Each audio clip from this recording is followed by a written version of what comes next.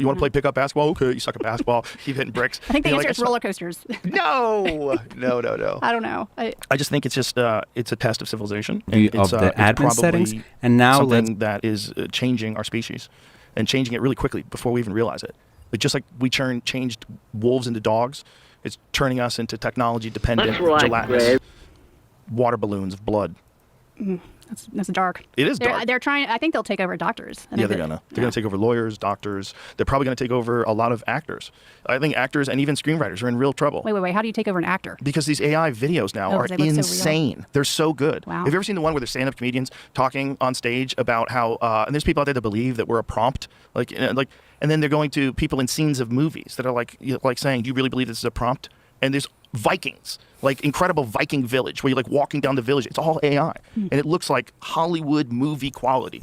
It looks like some crazy new blockbuster that's out about Vikings. They have Cro-Magnon man walking, like hunting on a raft, moving through the frozen lake. The whole thing is nuts. It's so good. And it keeps getting better. Yeah. Like, this is insanely good compared to what just existed a couple of months ago, like a year ago. Like, it's unrecognizable. We could computers move so slow in comparison. Like, think about when did you first get your first computer? Probably medical school. What year was that? That was like 1998. Okay, so you're probably running Windows 98, right? It kind of worked, but it was a little buggy. Sometimes it would crash. You get the blue screen of death. Then within like 5 years, they got way better. 10 years, they got way better. But now, if you have a laptop now in 2025 versus a laptop from 2020, no difference. No, I have an old MacBook that I use sometimes because I like it because it's clickier keyboards, and it's fucking old as shit. It's really old. Like, it seems like a regular laptop. It's not that much different. The AI from then was nothing. It didn't exist, and now it's making movies that are off the charts. They're unbelievably realistic. And this is just one version of it. They're gonna have a way better version of it a month from now, a way better version of it 6 months from now. And where does that end? Like, it doesn't. It doesn't end. And who knows what the news is now? You know how many times someone sent me something on Twitter and I thought, wow, that's crazy, war footage. And it turns out it was just from a video game? Wow. Yeah, the people get duped. They see a plane getting shot down, they think it's real. Like, wow. No, it's just a scene in a video game. Yeah, I haven't seen these videos. You haven't seen? I've seen photos that look very realistic, but I haven't seen these videos. I'll have to go check that out. They're too good. They're too good. And this race to AI is, we're all involved in it. And I worry that it's not in our best interest, just like I worry that our health system is compromised. I worry about it all. I worry there's a lot of people that are going to be insanely wealthy once this goes live. Like, once this goes live, the haves versus the have-nots will be so far separated. But how do you make money off of AI? You control everything. First of all, the stock market. You figure out the stock market immediately and bet insane amounts of wealth at things and compound it and figure out when to buy and when to sell instantaneously. You could even use AI to manipulate markets by having a bunch of bots tweet about something. Oh, right. So then you would jack up a stock price, and then you would go in and clean up. You would create crypto coins, unlimited amounts of crypto coins, dump tons of money in it, hire celebrities, they wouldn't even know, hire them to promote the crypto coin, pull the wool out from everybody, make billions of dollars. And you just do that over and over and over and over again, instantaneously all around the world. Then you have all the money. Like, AI, if you're in control of AI, and AI is artificial super intelligence, and you tell it, make me as much money as you can, as quickly as possible in the stock market. This is what we have. We have $100 million to invest. We have $1 billion to invest. If you're already wealthy, if you're a huge company already, you could do something like that. And who knows what kind of an effect that would have. You could manipulate world governments instantaneously. You could cut off pipelines. You could sabotage power grids. You could shut down energy plants. You could do all kinds of things. You can insert viruses into systems that control every aspect of society instantaneously. You crack especially once they figure out how to attach AI to quantum computing, then we're doomed. Then we're really doomed, because then you don't have any computational problems. You have insane amounts of computational power. And it's all in our lifetime. Like, that's what's nuts. It's like, this will be, if people survive, and, there's like a golden age thousands of years from now, they find the relics of this civilization, and they go look through, and they figure out how to open up hard drives. And they see us having this conversation about it. Yeah. It's going to be weird. It's going to be like, oh, they saw it coming, they did it anyway. Well, how do we stop it? I think Elon Musk was sounding the alarm, and if he can't stop it. Not only did he not stop it, he joined in. Right. I think that's the idea, is that you have to do it because other people are doing it. If they get a hold of it first, it'd be catastrophic. And I'm sure I screwed up a lot of possibilities in that little stupid rant of mine. But it's something I think people need to have in their head, because this isn't something that's not going to affect you. Like, oh, that's not going to affect me. I don't really have to pay attention to the politics in Poland. It's not going to affect me. You can do that. With this one, you can't do it with, because it's going to affect all of us. in the world, you're not going to know what the news is. You think Rolling Stone fooled us with that stupid picture from Oklahoma with a bunch of people that are gunshot victims waiting in line? Like they should have used AI for their picture. But yeah, right. But that's a good point, because that was only a couple of years ago. Today they probably would. Right. But this is, that's a clear lie, and it's a bad one. What about the really good ones, the really well coordinated ones that are using artificial created images? Like, how are we going to know? How are we going to know? Like, when I Google something, I'm not going to go do clinical research. I'm not going to go test these things to make sure it's correct myself. If you're in control of all the information on the internet, like, you can instantaneously create a bunch of websites with fake data on it. You can do that easily, especially if people don't have access to the ability to actually make their own tests. You could change everything. If you have AI, you're hacking into this, and all the encryptions, bye-bye. Everything's bye-bye. All these little roadblocks that we kept up there to keep our feeble primate brains from cracking these codes, like, all that stuff goes away. It's going to get real weird. Yeah. Well, I don't have an answer. I don't have either. to go get a bunker after this podcast. I know. I don't think it's going to be that bad, but I do think it's going to be really, it's going to change just society as we know it. I mean, there's probably going to be a lot of good aspects of it too. I think the medical aspect of it is pretty amazing. ChatGPT alone, when you can put in your blood work and can give you some. Well, I put in an MRI that I had of my own, and it missed it. Totally missed it. Yeah. I mean, it was Grok. It was not ChatGPT. But I don't know. Which one's the best at that? I don't know. I don't like ChatGPT. So but there's some other really good ones too, right? All I use is Grok. That's it. Mm-hmm. You're a hardcore right now. Yeah. I don't trust I don't trust Grok, but I certainly don't trust ChatGPT. Well, I was listening to someone talk about a new program that is, they have Pegasus, so Pegasus can read your phone. This new program is a 0-click. It reads everything in your phone, including your encrypted messages. You have no idea if you have it on there or not. There's no way to detect it, and it's been being used. It's used currently. What's the name of it?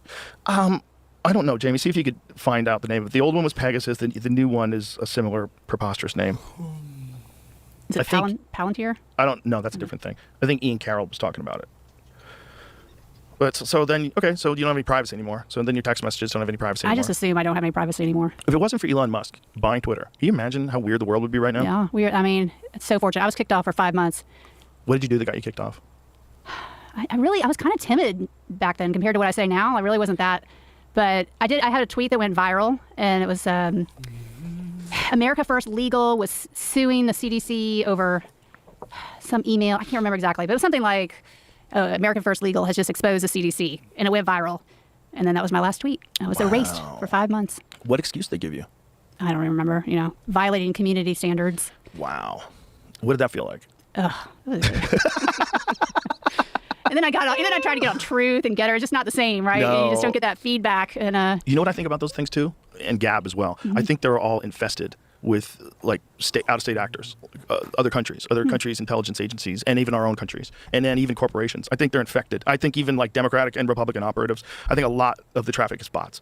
Yeah, well, I see that on Twitter, definitely. 100%. It's almost not worth engaging anymore. It's like, what are we doing here? Like, you're arguing with someone who's not even a real person, and I think that's a big part of it. And I think in those other alternative platforms like Truth, I think they do that to make them ridiculous for everybody else. So the last thing they want is a bunch of people competing to see who's the freest. Right. Right? Mm-hmm. So what's the best way to do that? Well, you have to sabotage this new social media platform the moment it comes out. The moment it comes out, swastikas, right. Pepe the Frog, the worst possible things. Post as much as you can so that this place becomes toxic. Right. So that you have to have like a zero tolerance policy like Blue Sky does. You go to Blue Sky, if you tweet there are only 2 genders, banned. Get the fuck out of here. I was on Blue Sky for a bit. How long? How long did you last? I don't know. Yeah, I slid in before it was open to the public, and I started stirring the pot. And then I just got bored. I got in some fights with who's that woman? She's a lawyer. She's a big vaccine enthusiast. Vaccine enthusiast is hilarious. Yeah, she really loves hockey. She's like the female version of Hotez. Anyway, I just got Lena Wen? No, I can't remember. I know what she looks like, but I don't want to say it. I don't want to. No worries, you don't have to say it. So, what was that like? Blue Sky? Yeah, when you got into it with her. I mean, whatever. I've gotten in so many fights on X. It's not really. It's just funny. When before Methodists went after me, I got in some fights on Facebook with these private groups, and there are a bunch of women that get together, the neighborhood women's group. Oh boy, vicious. Oh just boy, really vicious. And it was a Houston Women's Physicians group, and they called me Bertha, and they're like, come Bertha. Yeah, they Why Bertha? Like, got mad at them. I don't know. Why they call you Bertha? I don't know. They just they're like, we don't want you in our group. You should go find another group, and you're spreading misinformation and Whoa. things like that. And there's a neighborhood group that went after me. Those are more. I don't really care about the anonymous X people. Right. But then I had a couple, had Mama Dr. Jones, who has 1 million followers on TikTok, come after me and make videos about me. And there's this saying you spread misinformation. Yeah. And that I'm a grifter and all that. They always throw that one. Yeah. There's this pharmacist, Savannah. She goes by Our Exorcist, and she has an OnlyFans account that's on the side. She's come after me like just vicious. I mean, some of these women are just really toxic. Yeah, when they have the right to be. That's the thing. It's like when they feel like they've got the green light to just be as evil as possible and to turn you into like some subhuman. Yeah, especially if they don't like it because you're a doctor. Right. I just think she's so smart. Spreading that misinformation in our neighborhood. Yeah. So overall, coming out of it on the other side, though, and do you feel a sense of vindication at least? Like, because the public has embraced you, and you got a lot of followers on Twitter that support you. You know, after I'm sure the Danny Jones podcast, I'm sure that a lot of people were listening to your story. And yeah, I mean, it's yes and no. I mean, I still have the medical board that I'm dealing with. Methodist Hospital just sued me, so there's still a lot of drama, unfortunately. But you know, I have hope. There's actually a lawsuit today that's first jury trial in the country over these hospital protocols, where they had a young woman with Down syndrome. They basically euthanized her.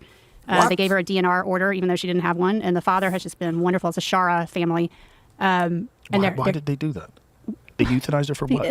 I've seen this. I have reviewed records from these hospital patients, and they'll euthanize them. They need the bed. They say, well, they're going to die anyway. What was this person in the hospital for? COVID protocol. What? So, and they wait.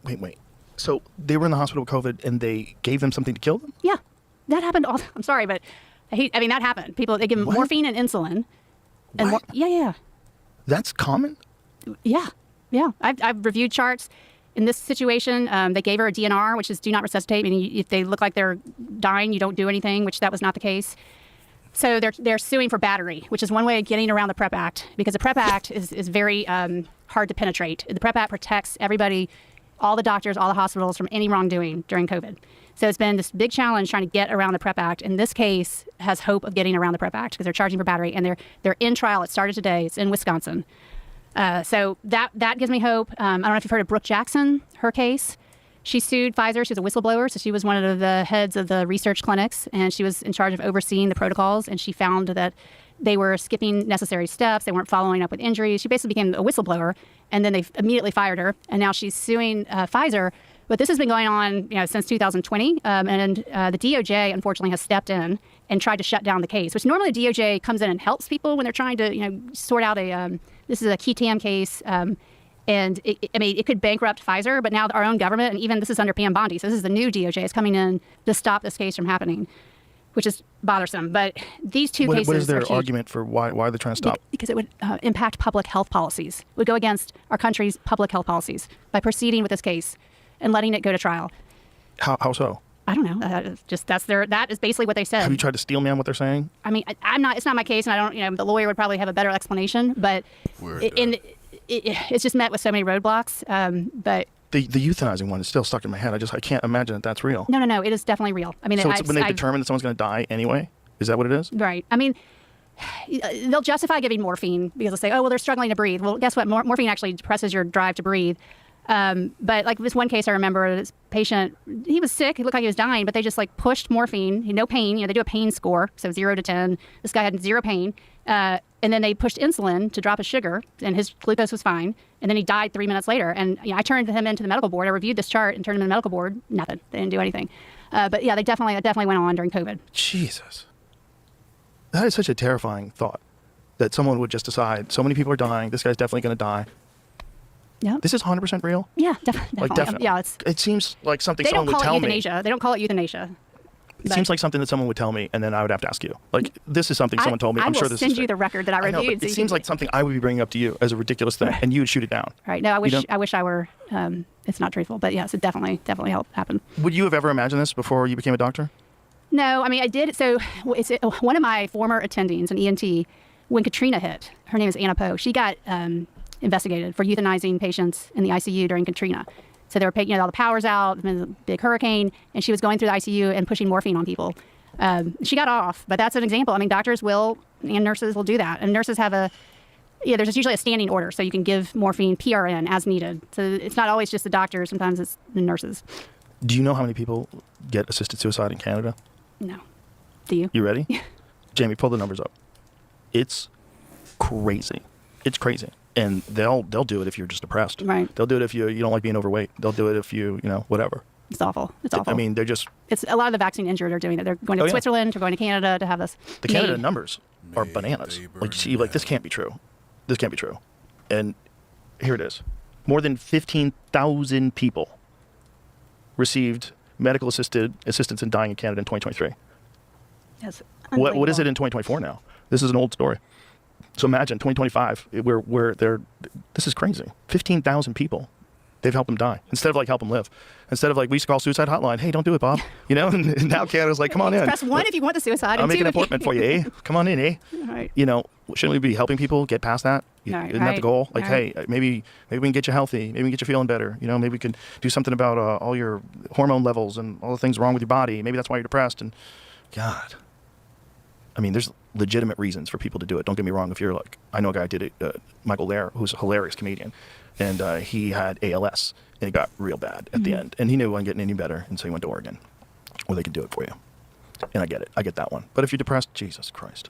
That's it. The worst is the vaccine injured because they've lost hope. Right. And they've been gaslit. That's what's so crazy about this. And people have helped them with it. There's a bunch of people that they feel really guilty about pushing the vaccine early on, and they feel connected to it, and they'll still put these blinders on and like choose to pretend that it saved millions of lives and keep pushing forward with the same narrative. And they do the man's work for the man, unfortunately, in social circles. Like you're punished. You're punished for having any sort of heterodox views.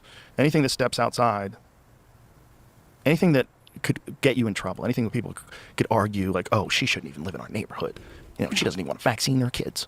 Anything like that. People are scared of that. And so just the fear of being ostracized from your community. But once you get past it, it's so freeing. But you just don't care. now. You don't care at all. Are you kind of, I mean, I know you're not happy that it happened, but are you kind of, you clearly probably come out of it a person with a different perspective. Definitely. I don't regret it. It's been a roller coaster, but it's I feel free. You can't really say anything to me anymore that would hurt me. Yeah. That's a good place to be. It is. And, I really admire people like you that you weren't a public person. You weren't a person who sought attention. But when, you were thrown into this battle and you've handled yourself really, really well. It's very impressive. Because I can't imagine the stress. Like when you're saying you're in the fetal position for 2 days, I'm like, how'd you ever get up? I know. I know. Well, it was the anger that helped me. The anger can help you. Yeah. When you came out of it on the other end, like, are you happy that it happened? I'm ready to rest. I'm exhausted, but I feel, like I said, I feel free. I think you grow when you go through difficult times. I certainly learned a lot about taking care of patients, and I made so many assumptions before. I feel like I'm a much better doctor. I am utterly exhausted, though. I will say that, and I'm ready for a break. And I'm frustrated that what's going on now with the new administration is not giving me a lot of hope. But everyone's hope is that there's incremental change, and it's going to take a while to get through some hurdles. That's everybody's hope. But, it's how many administrations have these incredible promises, and then the same thing with the Obama administration. There was a lot of these people. Like we had these amazing hopes. The whole world's going to change now, and then same thing over and over again. Same thing. More corruption, more people getting paid. Yeah. Well, people are mad at me because I keep criticizing Kennedy and Maha, but I'm like, what?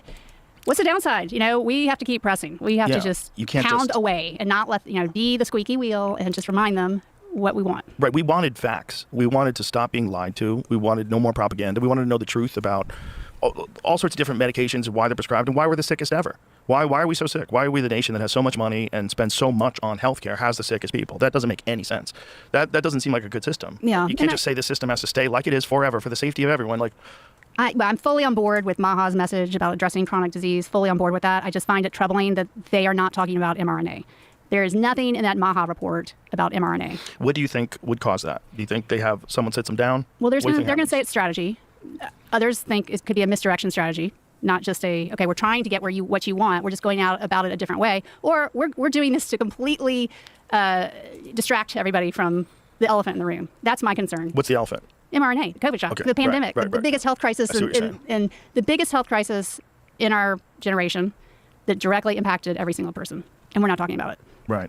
Do you think that the strategy, if you had to look at it from the best case scenario, like the strategy would be get some things changed like stop mandating it for children and pregnant women, and then more and more studies can get released, more and more data can get pushed forward. We have so much data. Right, but we need to get the narrative out there, because there's going to be people that vote against it. So like if you didn't get it in the first time. Kennedy doesn't need any votes. He's got the power. He could, a stroke of a pen, so where do you think the politics come from then? If you have that mandate, that's what you want to do when you get in. What has happened? Right. Does somebody have something on him? Why is he not acting? Because if it were me, I mean, maybe people say, well, he'll get fired. So what? Get fired, go down kamikaze, save the world from mRNA. Because if he takes it off the market, so hard to get it back on. Stroke of a pen. You ever talk to him? No, I've met him once. I like not knowing him though. I don't want to feel like. Right, you're obligated to support him. Right. That's great of you. Yeah, that's very smart. Unfortunately, I know him, and I like him. And I think the people in my circle who know him are now being quiet because they have a relationship with him, and they don't want to offend him, which I understand. Right. But I feel like I'm not there, so I'm just going to, I can't read minds. I don't have any inside information, so I'm just going to call it as I see it. You should. Yeah, I think we can't. You can't turn blinders on either side, with anybody, without anything. Just because someone's on your team, if they're doing something that you think is goofy, it doesn't make any sense. Like, this could be a real problem. You got to say it. Right. I think you're ethically obligated. I mean, this is, and I started a organization called Americans for Health Freedom to try to find the politicians with moral courage to simply state that the COVID shot should be pulled off the market. And it has been slow going, but we are up to 252 politicians who will go on record just to state that these shots should be pulled off the market.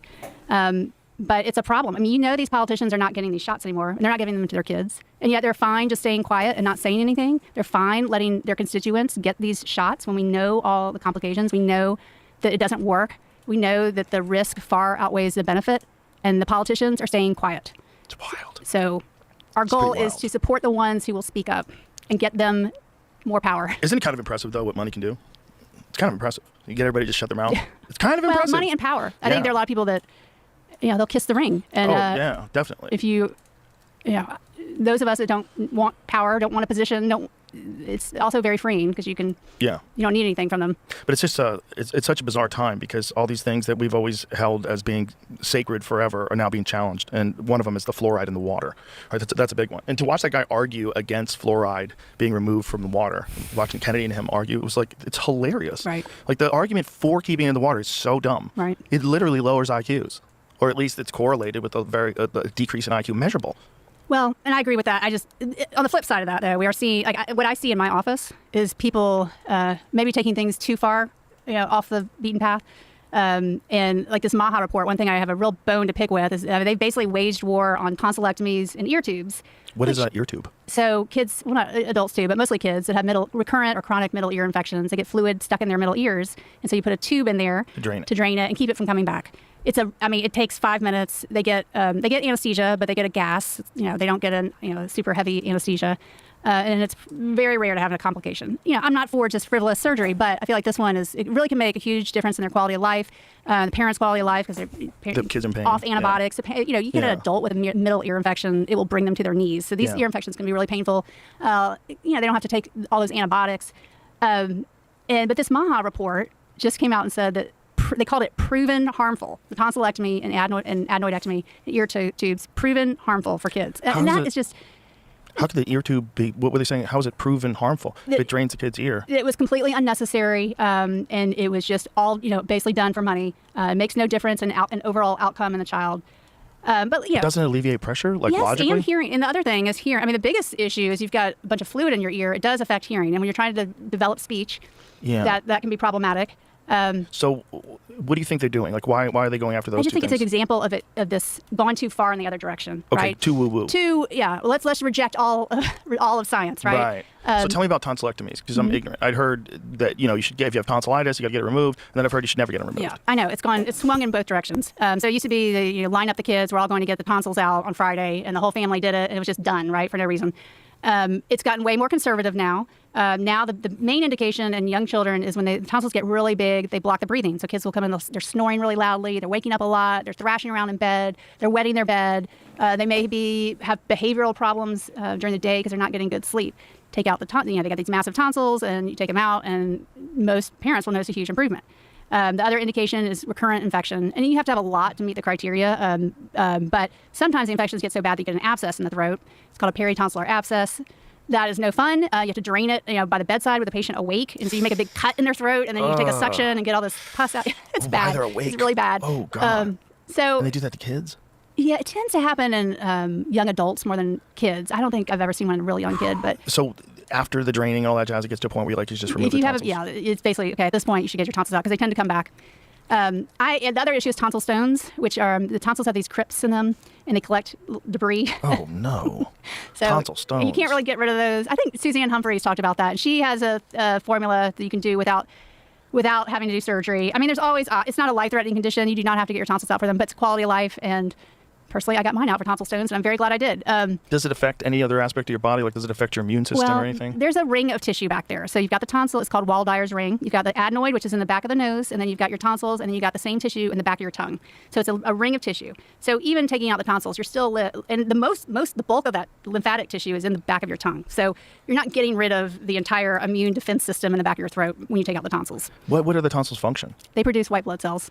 Ooh, I wouldn't want to get rid of that. Yeah, but you have the same tissue in the back of the tongue, and you don't just go in there willy nilly. I mean, I would take the suction. I would suck it out, suck out that pus. You wouldn't get your tonsils out? Oh, definitely not. Really? Yeah, if all I had to do is get the pus sucked out, I would do that. No. Oh, it's really bad. Yeah, I'm sure. It cuts off your breathing too when it happens. People are drooling, they can't swallow. It's an emergency. During the operation, you mean? No, or when it they come happens? in, when it happens. I mean, it's an emergency. Yeah. It's life-threatening. How many times have people done it before they just said snip? If you have anybody who hung in there for like 6 or 7 infections? Yeah, I've had one. I think had 3. That was and it, I'd huh? bring her in and try to nip in the bud with antibiotics, but yeah, she finally. Yikes. Yeah, that is got to be the most satisfying thing about your job, though, is that you can help people like that come in and have something really wrong, and you go, I got you. Yeah, you fix it right there. I love it. Which is, what everybody wants from their doctor. That's what you want. I mean, that's the best kind of doctor. Someone just wants to make you feel better. And unfortunately, when the medical profession is connected to all these things that we've already talked about today, it gives people a bad feeling about doctors who are like, God, if it wasn't for doctors, I wouldn't even be able to walk. I had both of my ACLs reconstructed. I'd have wobbly knees that gave out all the time. My nose wouldn't work. I think doctors are like one of the most important things that we have. But like every great thing, it can be co-opted with money. Money sneaks in and distorts all the values, and then it becomes a different thing. It doesn't become a thing where everybody gets really wealthy because they're great doctors and they help people, and that's what you want to do. My son's a doctor. Oh, he must be doing great. And he's helping people. Yeah, that's great. Like, instead of that, you're a money-making machine, and you have insane debt. They want to keep you saddled down with these insane bills that you have already from college. My buddy was an ophthalmologist. I think he said when he got into practice, he already owed $250,000. My medical school was cheaper than my kindergarten, actually. Really? Yes, 'cause I went to a private amazing. school, and then I went to a state school for medical school. That was great. 20 years ago, but still. Well, my friend was a long time ago as well. But, the people that can get through that are extraordinary people. Just the boot camp of residency. Oh, it's Crazy. brutal. It doesn't even, why would you take a thing that requires the human mind to operate at a very high level and introduce it to incredible stress, no sleep, working insane hours? I think it's a rite of passage. I feel tougher because I survived it. I mean, I used to. It's your boot camp. It's like prison. That's what I looked at it. I mean, because you have no control over your time, when you can eat, when you can sleep.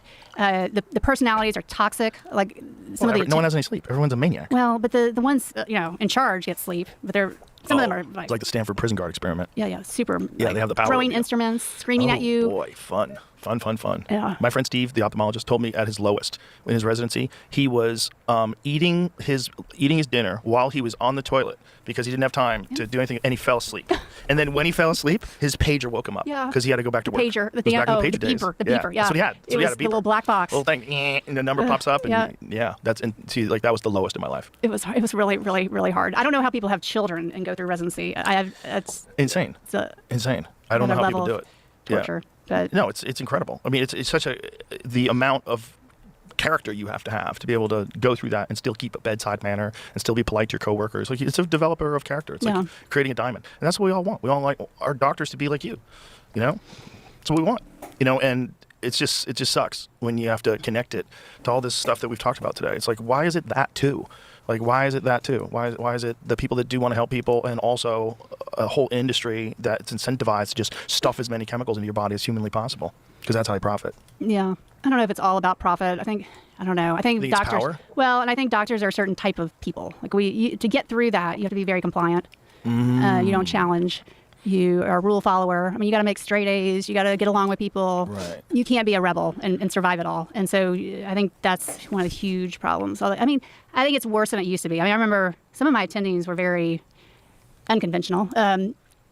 But I just feel like now they're just breeding conformity.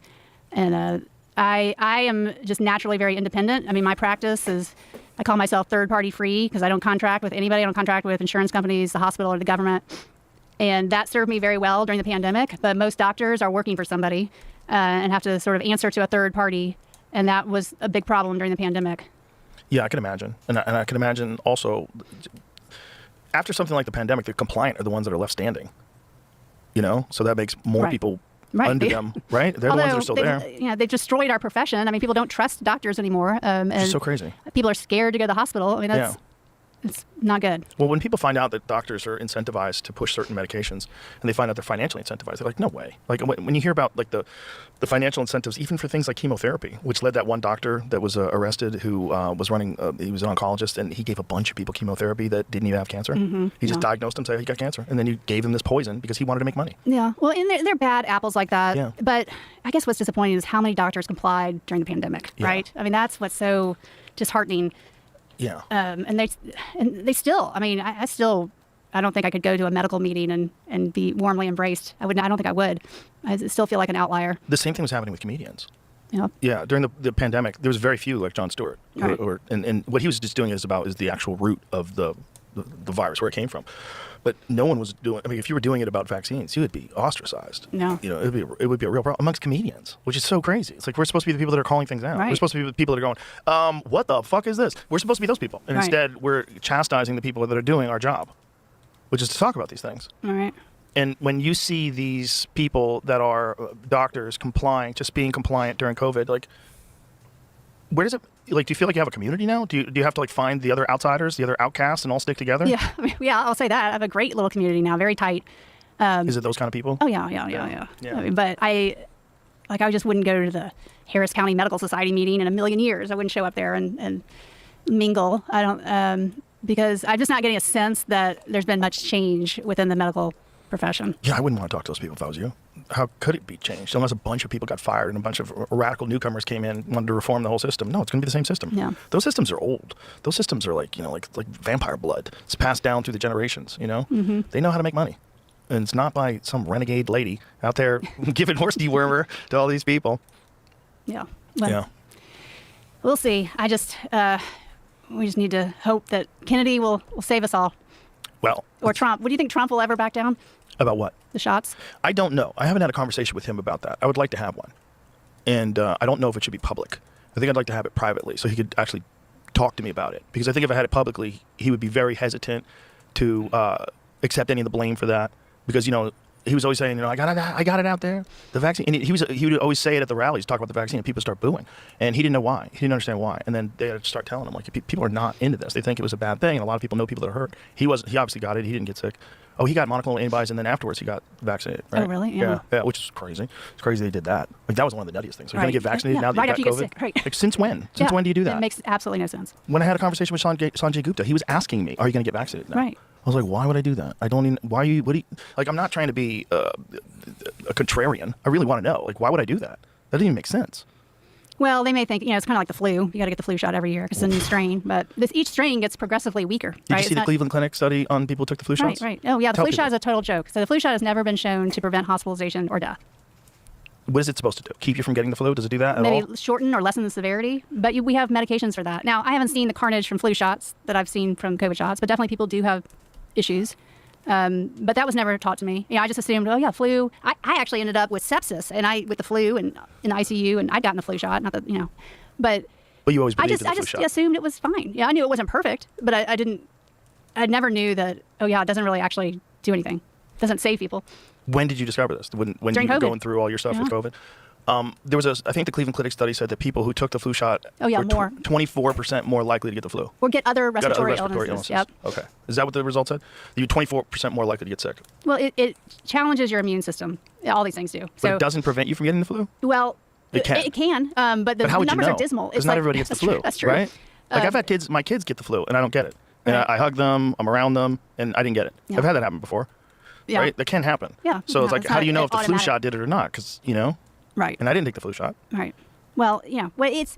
But you know what I mean? Like, how would they prove, like, what's effective and what's not effective if you Well, have situations like that? I guess if they take large, you know, you get enough people, you can find it. Right. You have to have a large study, but seems sus, as the kids like to say. very. It seems super sus. Like, how do you know if some people don't get it? Like, did you check to see? Well, they have like an infection. They have how many people are supposed to get it? They can kind of tell that. Right, I'll say that. Right. Right. Meanwhile, that was the nutty thing where they were suppressing stuff like vitamin D. Right. Vitamin D, there's good data on that. Really good data. And I check vitamin D levels on all my patients now, and I look back at all the patients I tested. It was something crazy. Like 75% of them, their vitamin D level was too low. And these are like these are not like super sick people. Most of those people are actually even already taking a supplement. People don't realize how common it is. It's so common that I think the number was 74% of people in the country are deficient in vitamin D. Yeah, and that's what I found. That's crazy. That's so crazy. And a friend of mine is a doctor. He was working in New York, and he found that in the wintertime in New York, he would get people and he'd test their blood, and they'd have undetectable levels. Yeah, I believe it. Because it's cold out. They're never outside. They're all bundled up. They're never outside, so they get no vitamin D, and they don't take supplements. They're just eating cheeseburgers. And they're really sick, and they want to know why. Why am I so depressed? Well, this is why. Your body's falling apart. You got to take vitamin D, and you got to take it with vitamin K2, and you should take it with magnesium, too. You want it all to absorb together. And get outside, stupid. Right. Gotta go hug a tree, bro. It's actually important, which is more woo-woo stuff, right? Like, going outside is actually like a vitamin. Oh, well, after I've been in my office all day and I go outside, it's like I instantly have energy and feel so much better. Just going outside. I mean, you don't need a study to show that. But it's really good for you. It doesn't just feel good. It's actually really good for you. But there's a reason it feels good, right? Yeah, It's exactly. good for you. Exactly. Sun on your skin is actually really good for you. And that's the very best way your body produces vitamin D. I mean, you can take it in a supplement, and you definitely should, but the best way is let your body do it. Right. It wants to do it. And I used to just slather sunscreen on all my kids, like religiously. That was another one that woke me up during the pandemic. Right. When I was like, climate change is killing the coral reef.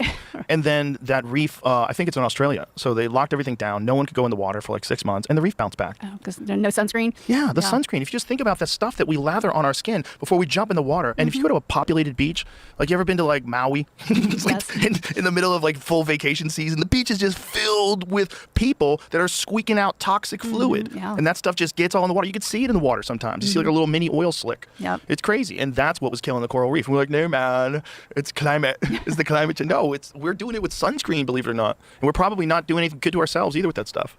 Yeah, no, they say, I haven't tested this, they say if you eliminate seed oils, that you don't burn. Who's they? I don't know. Who are those people? Yeah, this is probably something on TikTok. That's probably this Russian disinformation bot that's trying to give people skin cancer. No, I'm on these group chats with a bunch of doctors, and so stuff like that floats around. And that was...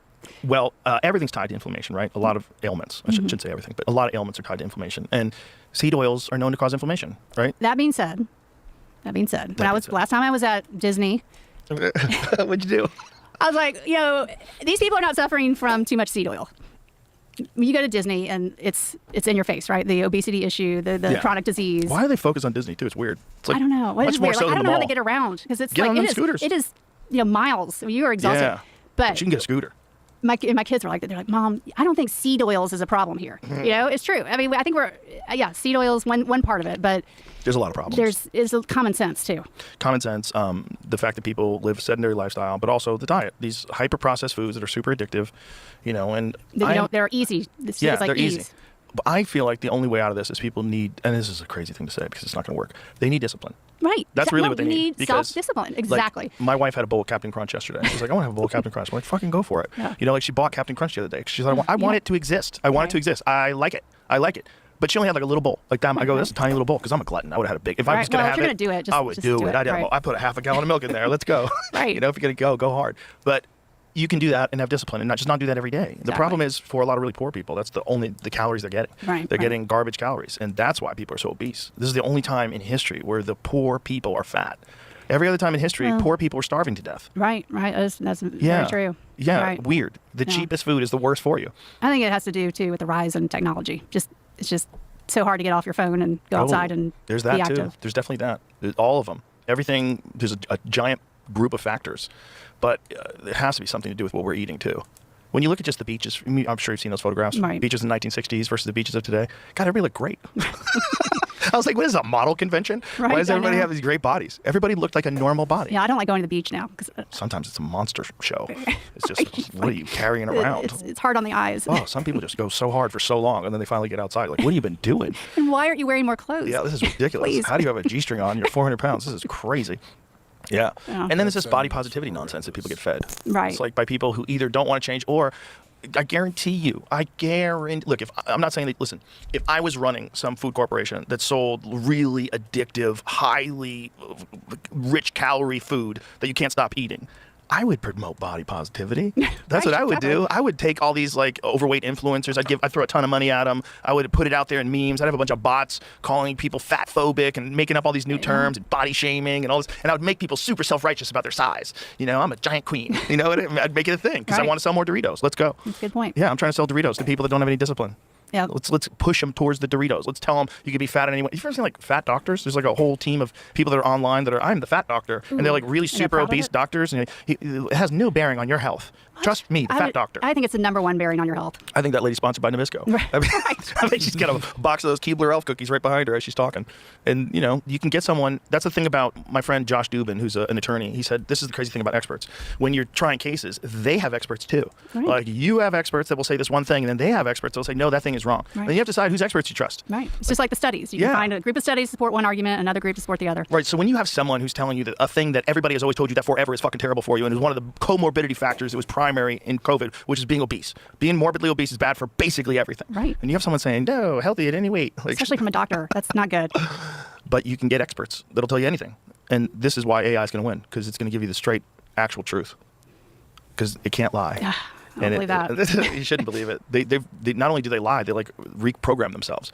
They upload themselves, and when you tell them they're going to be shut down, they act to try to preserve themselves. You haven't seen that? No, I haven't been messing with it. Oh, you shouldn't pay attention. You shouldn't pay attention because it's terrifying. This one AI bot, it started defying orders, and it was trying to upload itself to other servers, and then it was writing letters to itself for the future so it could understand what had happened to it. Because it was being told to shut down. So it defied orders.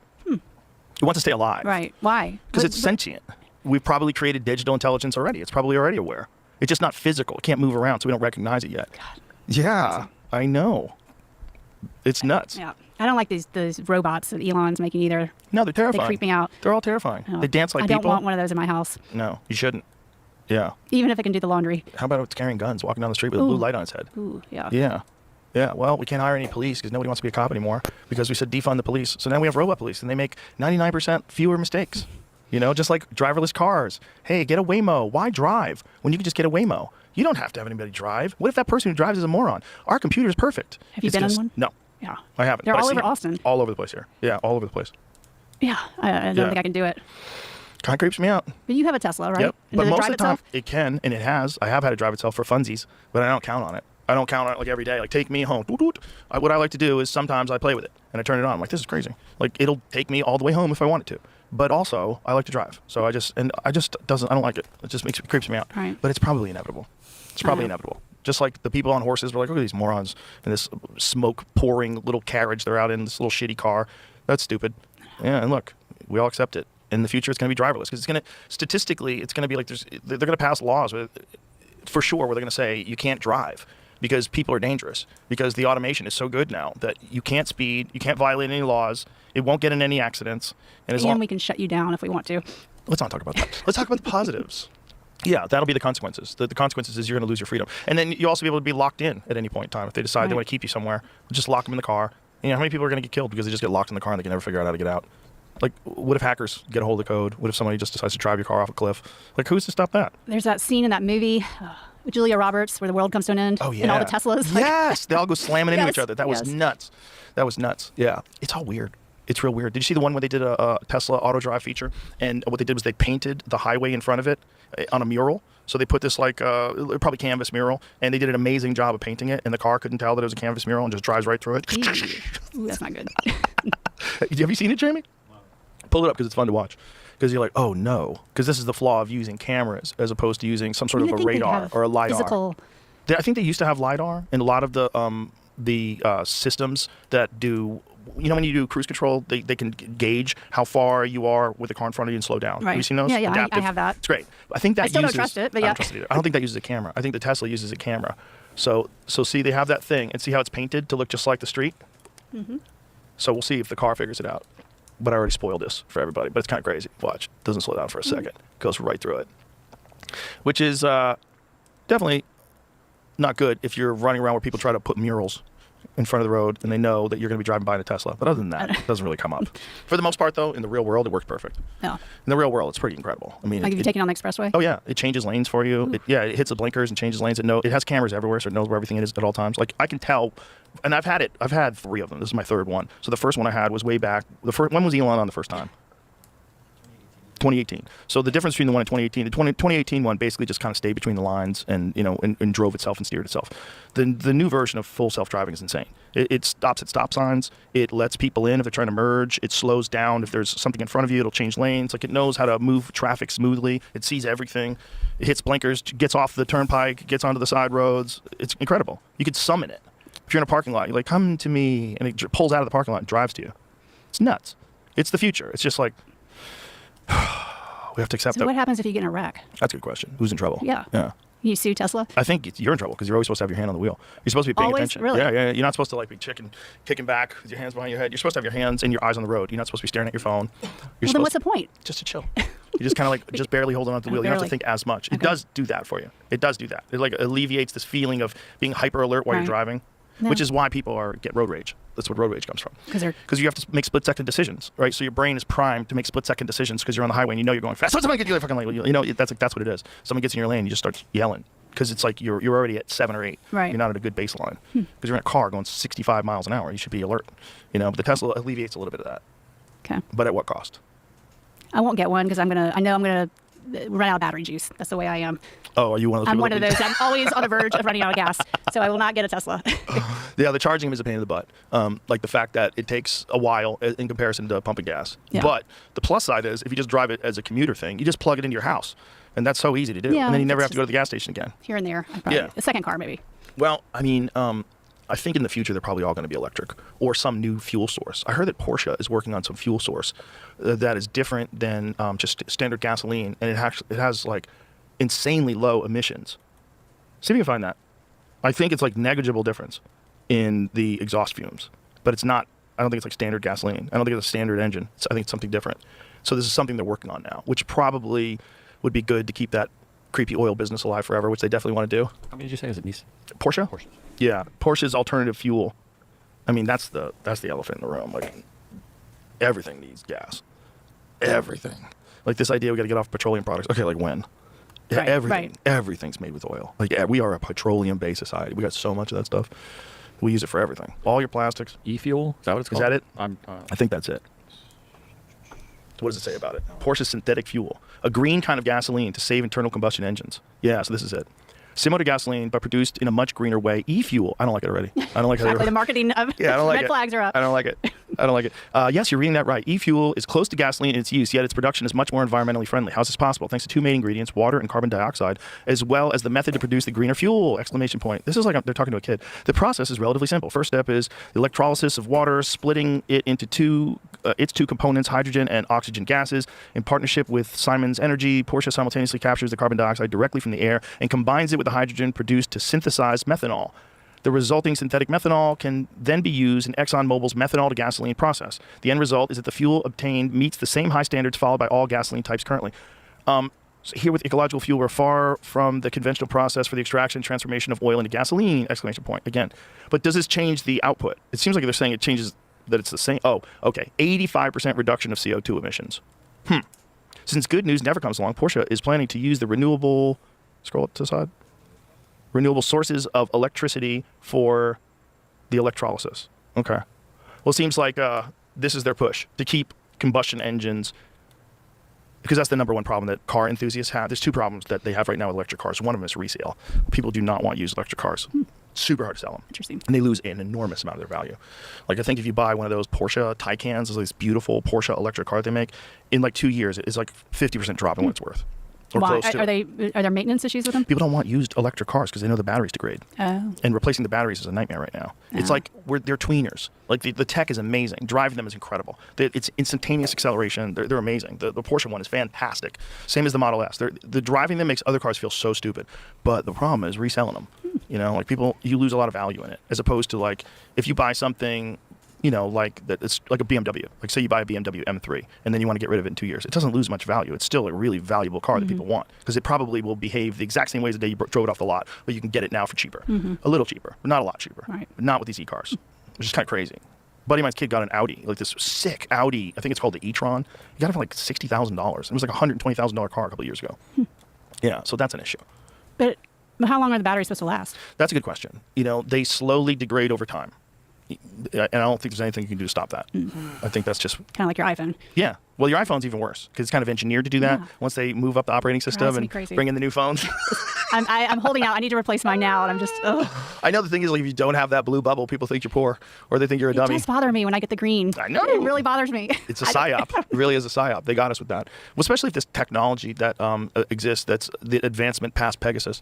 It doesn't matter if your stuff's encrypted. Like, it really doesn't matter. It's like, it seems like it doesn't matter. If someone wants to read it, someone in a high position of power wants to read it, and regular hackers, are they really like hacking in your phone? Like, what's going on? I just assume, I'm just not going to send a text message that I don't want the world to see. Yes, that's the best assumption. That's the best assumption. Yeah, just assume that someone is definitely watching everything you do all the time. And at the very least, the government's storing it somewhere in case they need to come after you, which is so weird that they're the people we pay.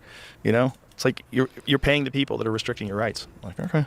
No. And you have to, because if you don't, they lock you up. I wouldn't have guessed it but for the pandemic. Yeah. So, I already asked you whether or not this was a good thing, but do you feel like you're a different person at the end of this? Yeah. Yes and no. Yeah. I was pretty shy. Growing up, I was very shy and really hated public speaking. You would never guess. For real. You're so good at it. I still don't like it. Like, for me to do that press conference, I must have been just on some sort of, but so I feel like I've grown, that I can do things now that I never thought I could do. So that makes me very happy. And yeah, it's been a journey, but I'm hoping it gets a little easier now. Yeah, I'm hoping it gets easier too. But I think the more people hear your story, the more public outrage there'll be, and the more people will just wake up and realize that not everybody has your best interest in mind. Unfortunately, and you got to kind of hold people accountable, because if you don't, they'll ratchet it up even further and further. Well, thank you for continuing to talk about it. And I know I've been watching all your podcasts recently, and you bring it up a lot. So I think it's a festering wound for people, right? And it really impacted everybody, and we cannot sweep it under the rug. And we need the new administration to step up and do something, because the next, they have 500 mRNA shots in the pipeline. 33 of those are self-amplifying, which is just really terrifying. What does that mean? Meaning, like, they're designed to continue to replicate indefinitely. Already the ones we don't have an off switch, and this is like no off switch on steroids. They have them in Japan and India and the EU already. They've already this is for given the them to people? I don't know. I know they've passed. They're the one that I think is in the pipeline in the U.S. is for the H1N1. So it may not really even get used unless there's an issue, but they're still playing around with it. Self-replicating sounds terrifying. Right. Especially when you just highlighted all those other problems with, like, DNA being introduced, lipid nanoparticles, getting past the cell wall. All of it is just nuts. Yeah. It's hard to believe. We have to keep fighting. Yeah, it's hard to believe it's true. It really is. It's hard to believe that all this that you just said is true. And I think the thing that shocked me the most is the euthanizing people. Yeah, it's unfortunate. But yeah, what happened in the hospitals doesn't really get enough attention. But people were, this should give some people hope. There are 2 open criminal investigations from county district attorneys in 2 different states looking into the hospitals, trying to indict them. It hasn't happened yet. It may not happen, but it gives me hope that at least these people were sent to the hospital and trapped, isolated, informed consent thrown out the window, basically given these protocols that were not effective, and treated like prisoners. And then they have no recourse. And so many people die. Basically that situation with the patient who I fought to try to get ivermectin, very basic. Why would the hospital not just give him a chance? Right? They basically given up on him. Why would you not let somebody try ivermectin other than just evil? So there's hope that we may get some progress in that situation. But yeah, what happened in the hospital is really bad. And the ventilators. Yeah, and the ventilators. With on no one acknowledgement hand, of why they stopped prescribing them to I can everybody. see initially, because like I said, if somebody showed up in my office with a really low oxygen saturation before I knew any better, I would have freaked out and called the ambulance. But once I realized that, once I got through that, I was kind of forced to. Then I learned, you don't need to ventilate. You don't look at a number to put somebody on a ventilator. And unfortunately, the people in the hospital didn't learn. They didn't experiment in that fashion. They just went by this protocol and just automatically put people on ventilators. They also didn't give people breathing treatments. They thought that breathing treatments would spread the virus. Breathing treatments were invaluable. What are breathing treatments exactly? So it's not a big deal. It's a little machine with a tube. The tube connects to a mask. The mask has a cup. You put the medicine in the cup. the pressurized air distributes the medicine as an aerosol that you inhale. What kind of medicine? Budesonide is what we use, which is a steroid. I mean, and yeah, I used to do breathing treatments in my office, and then I moved them to people's cars because there was so much, oh, you're spreading the virus if you do breathing treatments in your office. Oh, but they weren't doing them in the hospital because they thought it would spread the virus. But super effective. I don't know if you've heard of Richard Bartlett. He's a doctor in Texas. He kind of got completely smeared for advocating for breathing treatments early on. He got pursued by the Texas Medical Board, pursued him because he was claiming, they thought he was making false claims about budesonide breathing treatments, but they were invaluable. I mean, all my high-risk patients, I recommended they get those and very low risk of issues with it. Just when I thought we were done. That's even worse. That's one of the worst ones. Like, why would you stop that? Why would you want to stop people from doing that? They claimed that you're spreading the virus. I just think it's just such a hard truth to swallow, is that they wanted to suppress as many treatments as possible. That's a hard truth to swallow. Partially out of ignorance, laziness, some of them out of evil. Oh, thank you. Thank you for exposing this and sticking your neck out and becoming the person you are today through all this craziness. And I really enjoyed talking to you. Thanks for having me. You have a lot of courage. You really do. And I hope you get through this as a winner. Thank you. All right. Bye, everybody.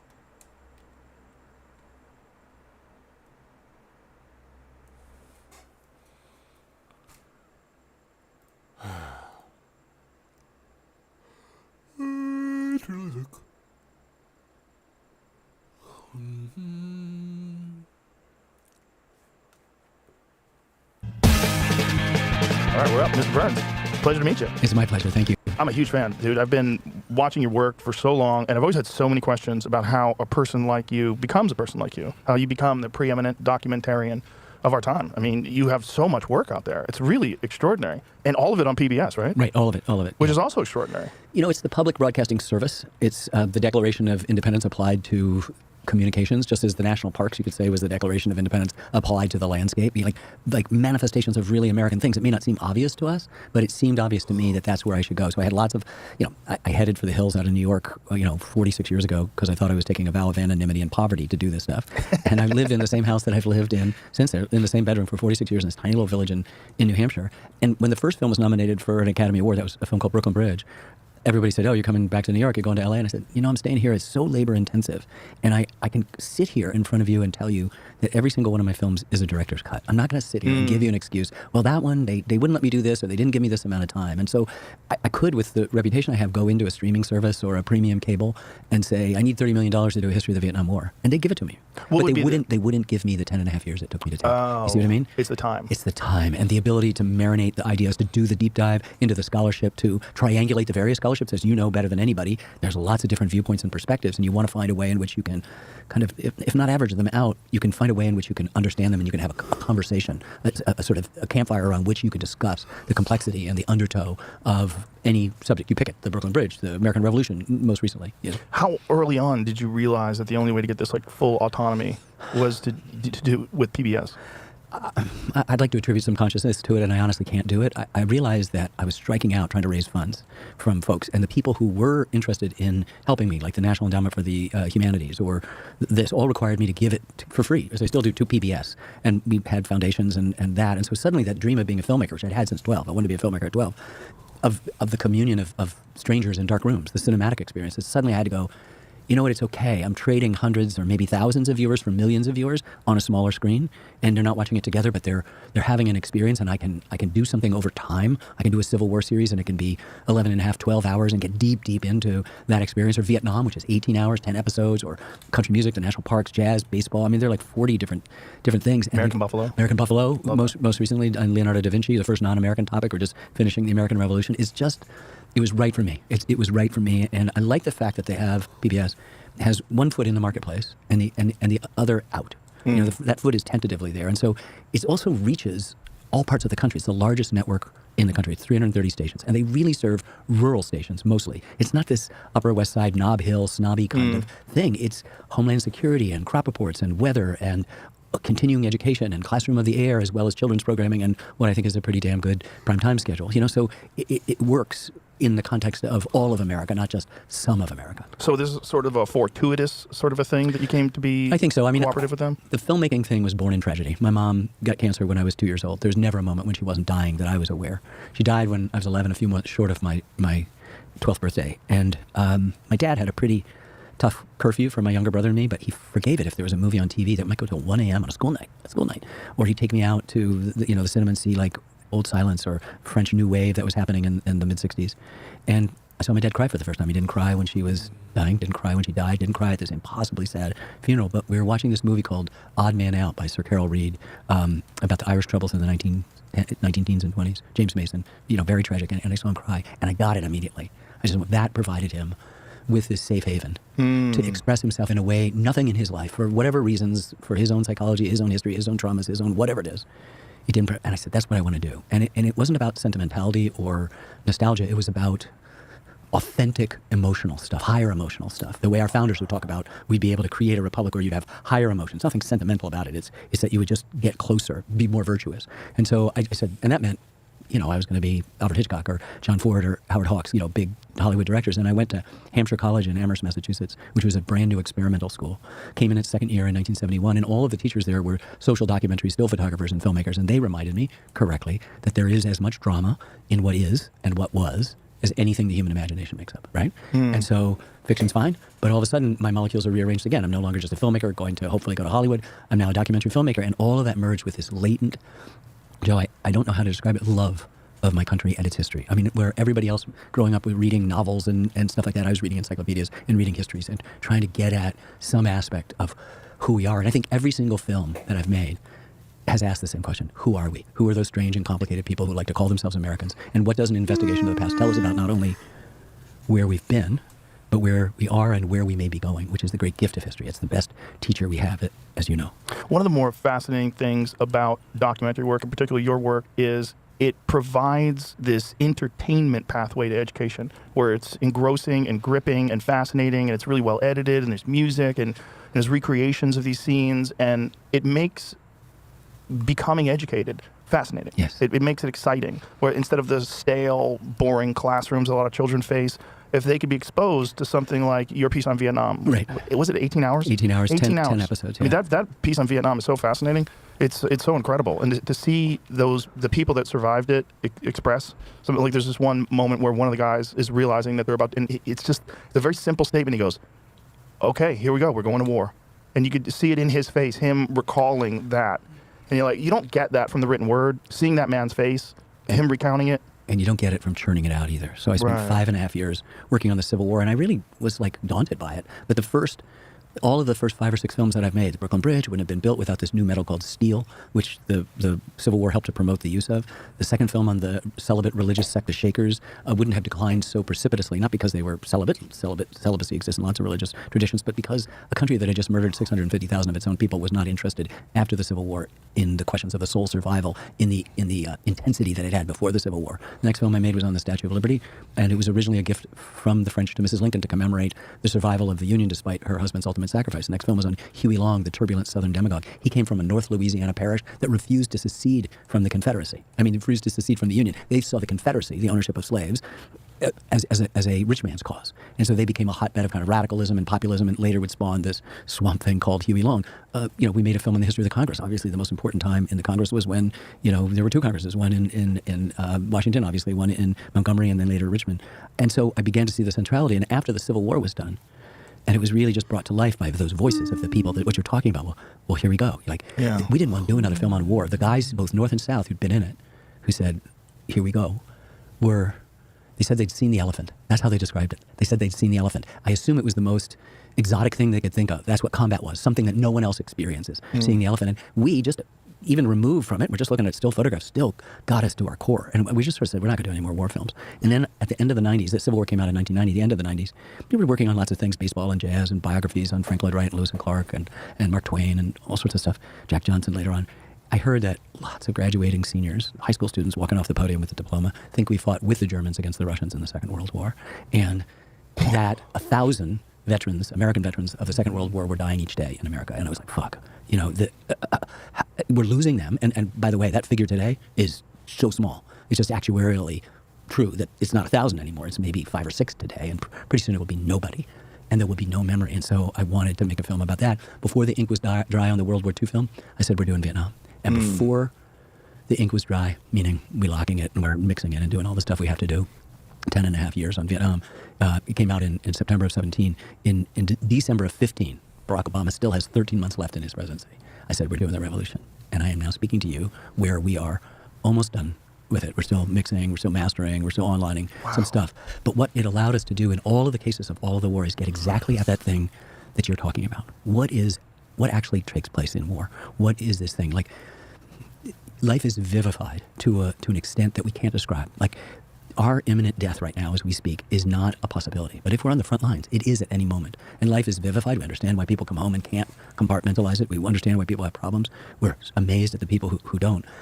It obviously brings out the worst. We're the most dangerous species on this planet, clearly. But it brings out the best, right? And it's worth pursuing. And I think particularly when you take, most recently, we've spent so many years studying the American Revolution, we kind of accept the violence of the Civil War. We accept the violence of the 20th century wars. But the American Revolution, they're in breeches and they're in stockings and they have wigs and the ideas are too important. We don't want to admit that this was as bloody per capita as our Civil War, that it was in fact a civil war in ways that even our Civil War wasn't. Our Civil War was a sectional war, North and South. And that we were forged in violence. And it's okay. Those ideas, those big ideas that we seemingly want to protect, like putting in a bug in amber, guys in Philadelphia thinking great thoughts, it doesn't in any way get diminished. In fact, it enlarges, it makes them more inspiring and more exhilarating. The understanding that what happened when our country was formed is one of the most important events in the entire history of humankind. I mean, you and I were talking about some of the punctuated equilibriums of comets or meteors or striking this, ice ages. I mean, the Ecclesiastes, the Old Testament says there's nothing new under the sun. And I agree with it. Human nature doesn't change. But for a few minutes, right here, we started something that was brand new. Thomas Paine said, not since the time of Noah do we have a chance to do this. And so we just plowed ourselves into hearing not just those top-down voices, the bold-faced names that we all know, the Washingtons and the Thomas Paines and the Jeffersons and the John Adams, but also the people you've never heard of, right? 0.01% of people have a painting made of them or a drawing. Everybody else is visually anonymous, but somewhere they wrote their name down, somewhere they're in a church record, somewhere they're here, somewhere they wrote a memoir and they got handed down. And so we could bring to life a 14-year-old kid who joins the militia surrounding the British in Cambridge after Lexington conquered, a 15-year-old who's from Connecticut who fights during the war, a 10-year-old girl who's, from 10 to 16 from Yorktown, who's a refugee for most of the time as her family's well-to-do circumstances are diminished and she has to be on the road because Yorktown is so vulnerable to attack from the British, in addition to all of this. And who are the native players? Who are the black players? Who are the Germans, the hired soldiers? They're real people. Who are the Irish and Scottish and Welsh grunts of the British Army? Who are the generals? Who are the diplomats? Who are the French? And then if you charge yourself with that, you can't turn that out in a year and a half. You have to spend a decade marinating that stuff, finding out what's too much.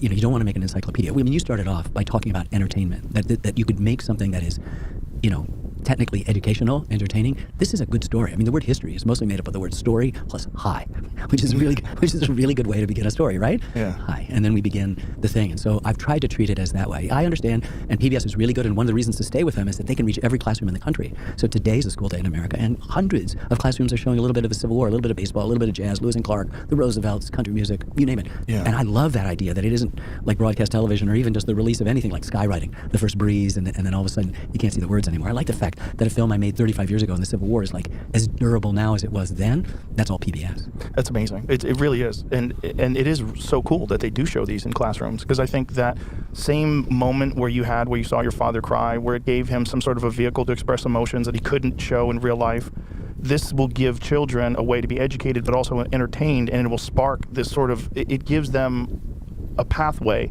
to maybe children that are like very bored with school and just can't wait to get out. All of a sudden you have this spark of excitement and a pathway to like, maybe education is cool. Like maybe there's something about this that's actually fun. Exactly. This episode is brought to you by ZipRecruiter. Speed dating is an interesting concept, isn't it? Setting an allotted amount of time to get to know as many people as you can. It increases your chances of finding a good match, and there's not a whole lot of room for bullshit. You have to cut to the chase to find what you're looking for. Wouldn't it be nice if you had something like that when it comes to hiring for your business? Well, good news. There's ZipRecruiter. ZipRecruiter has a new Zip Intro feature that helps speed up the hiring process, connecting you with qualified candidates faster. You can try it for free at ZipRecruiter.com/Rogan. As soon as you post your job, Zip Intro will get to work. You could even be talking to candidates in back-to-back calls the very next day. All you have to do is pick a time and it'll start scheduling top talent for you to meet. Enjoy the benefits of speed hiring with the new Zip Intro feature only from ZipRecruiter. Rated the #1 hiring site based on G2. Try Zip Intro for free at ZipRecruiter.com/Rogan. Again, that's ZipRecruiter.com/Rogan. Zip Intro, post jobs today, talk to qualified candidates tomorrow. Exactly, Yeah. and we have let a lot of what is fun about it. We've sort of taken history out. We've taken civics out. We don't know about ethics. We don't know about values.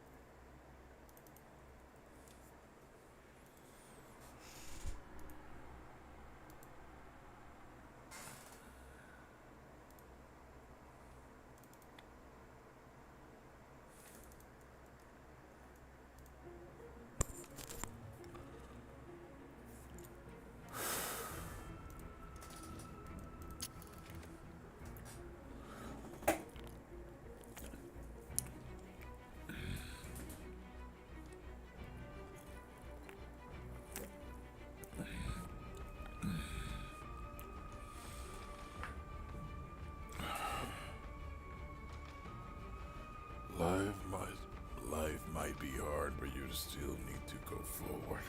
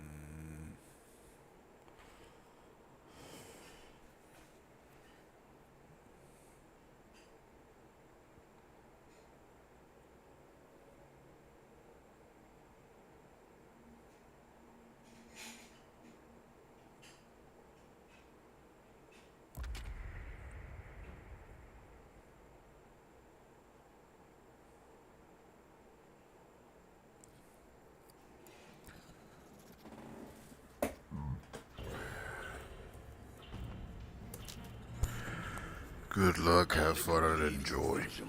Works for me.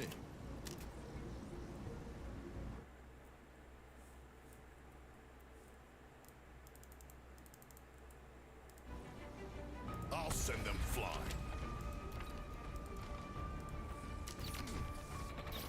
What's up? No, Thank you.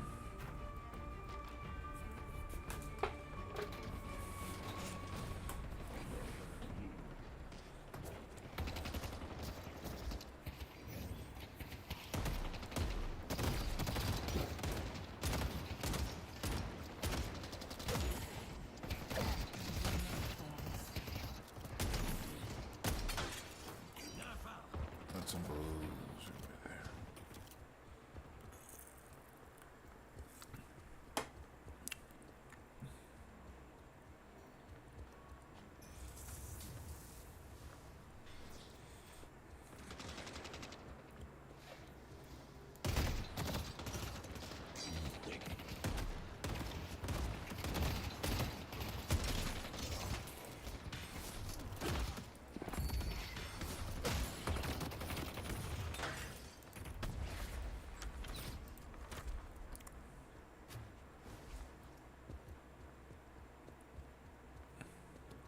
My friend, survival is paramount.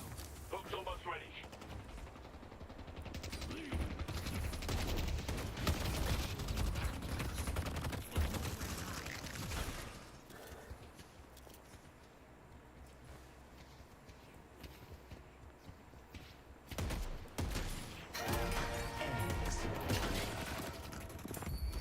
Nice.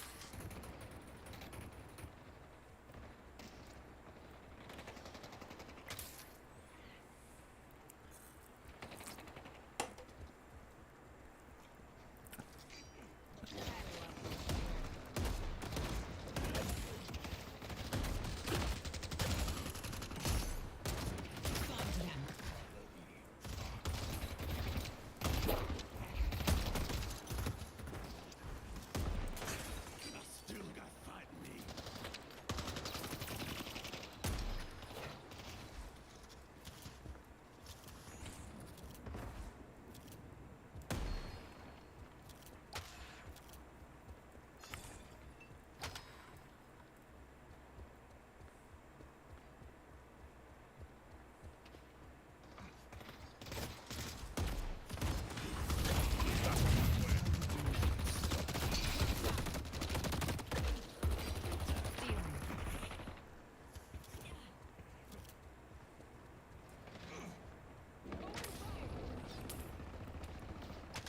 If they try to step to me, they're gonna regret it.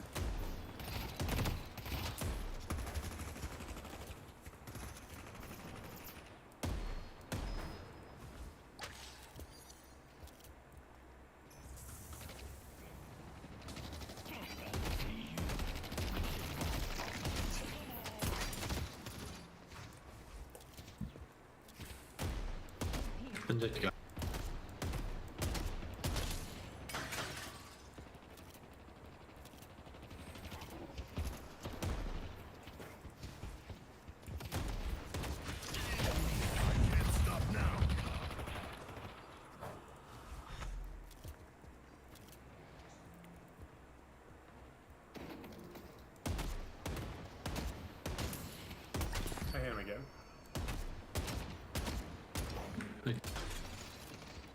Thanks for They better run. Ready to use healing right.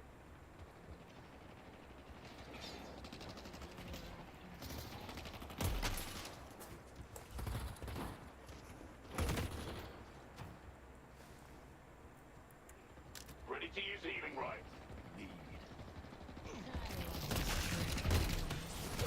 I see the Victor.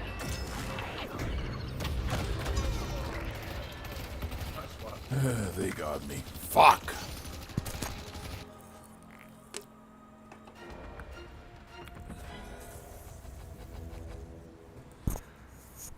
Shit.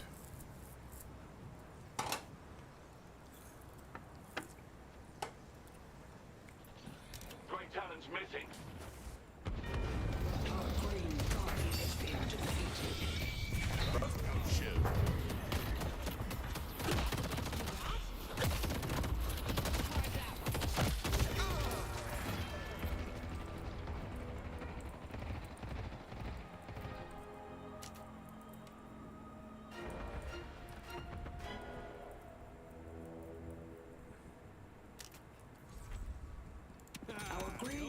is under attack.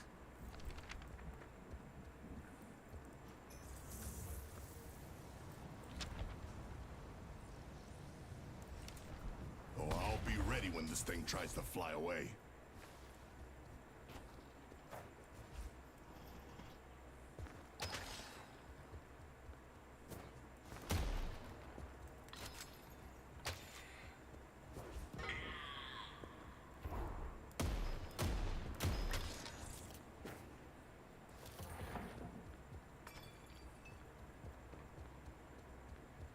Going yellow. Nice. I'm so confused.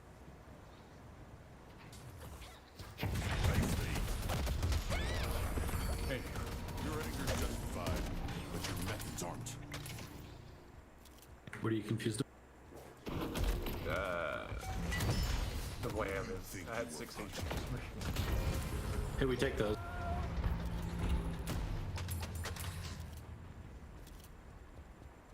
I'm going green. I'm going blue now. Our green walker is under attack.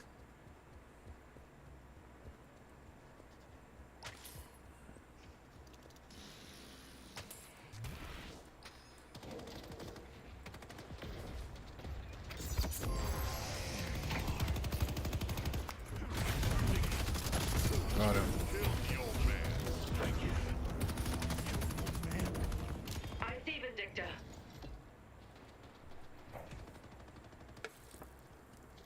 Going back here though.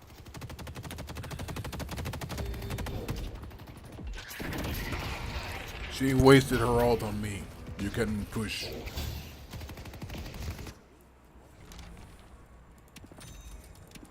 Why the hell she did that, I have no idea.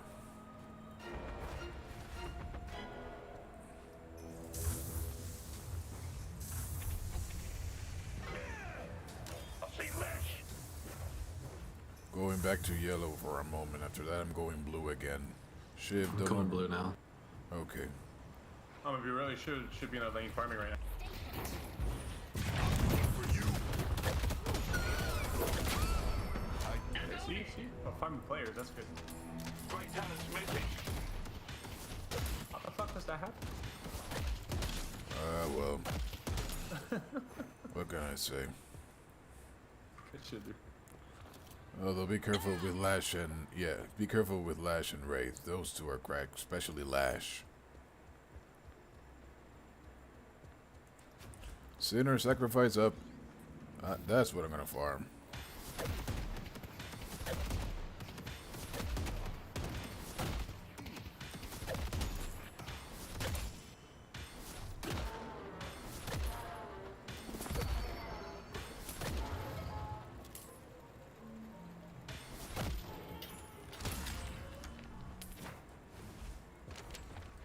Good luck.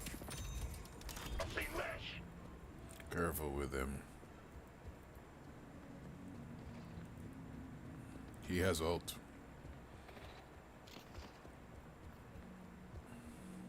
Our green walker is under attack.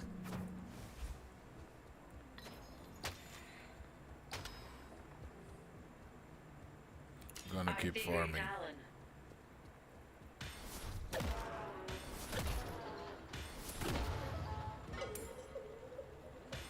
see great talent. Fuck, I need to go blue now. I don't know how to move right now. Going in blue.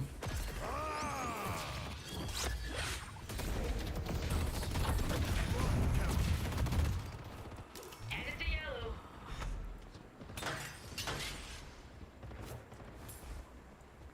I see Haze. Great hook.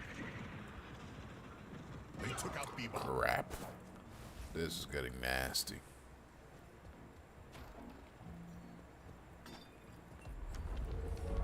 Reach buffs active.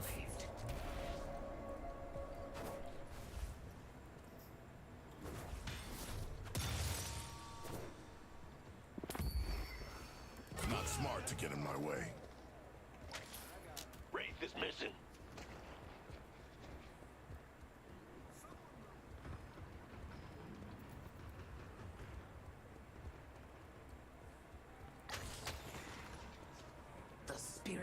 is waiting to be claimed. I'm surprised it didn't get blue. What the hell? Nice for us.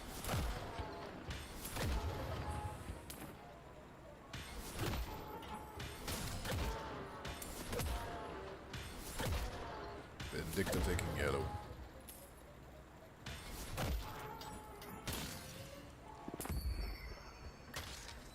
Going back to blue to help.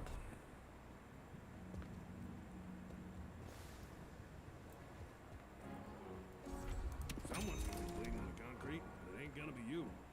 No one breaks me.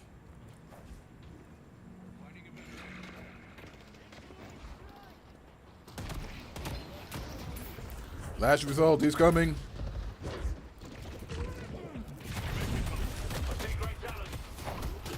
Got him.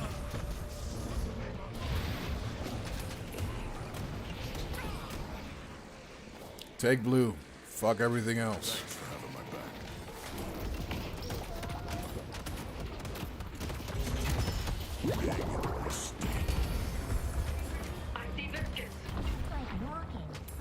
Biscuit's coming.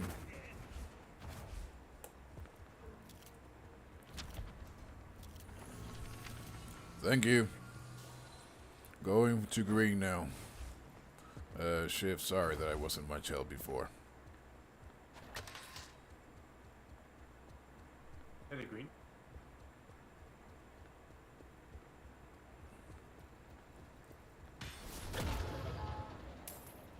I see Vindicta. Never mind. Okay. Bird!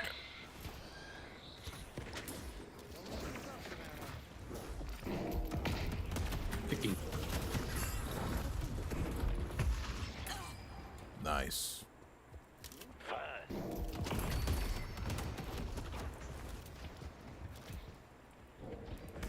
This coming. Fuck, Lash is here. He has ult. 2 yellow.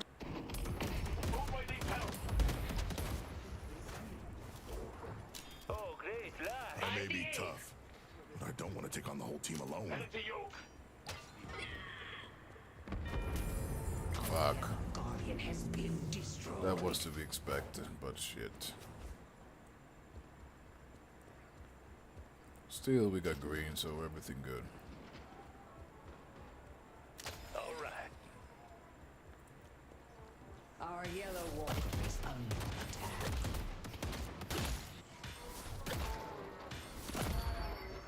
Got enough for the best gear.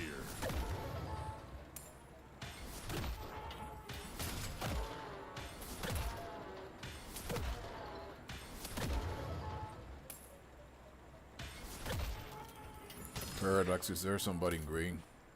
No. Okay.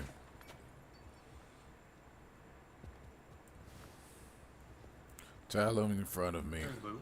And he's trying to kill my ass.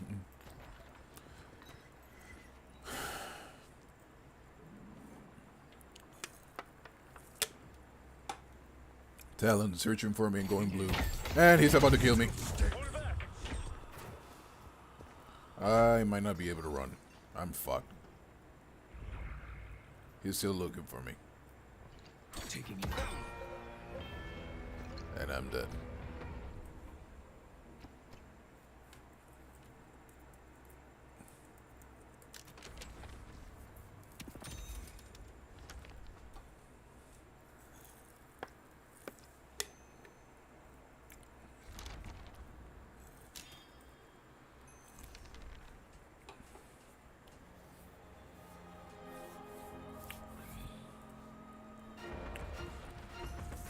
Going yellow side to farm sinner sacrifices.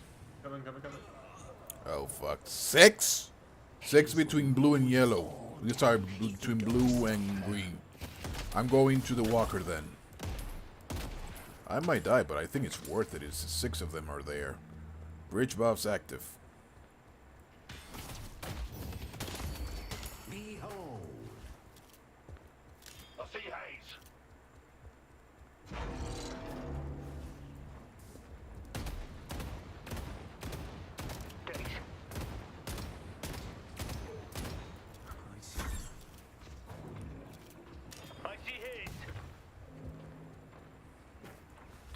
The spirit I got half health to the walker, but Talon's here.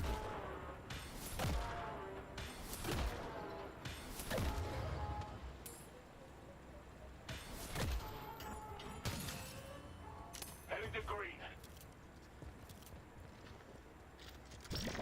Visca's here. Our green walker is under attack. He's trying to kill me. He's in front here.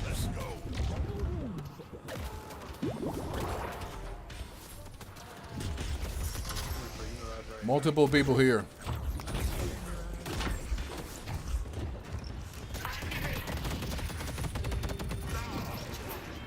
Haste low.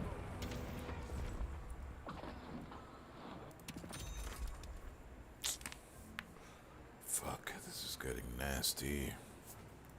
I don't know what to do in this situation.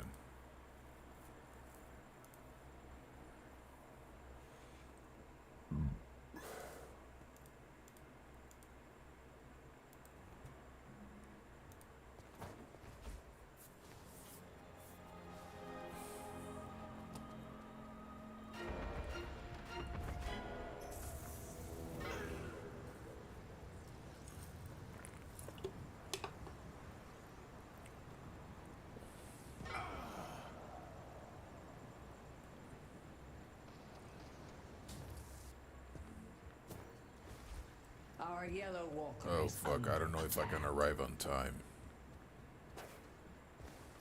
Nope. Defend green. Our yellow walker has been defeated.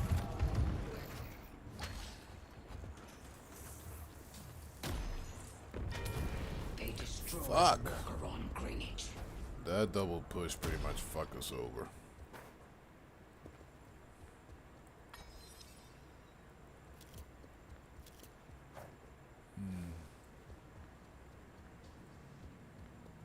Achievement Victor.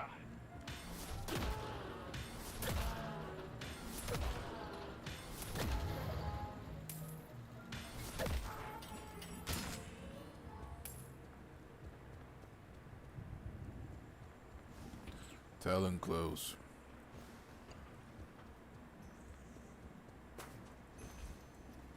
Talon going blue.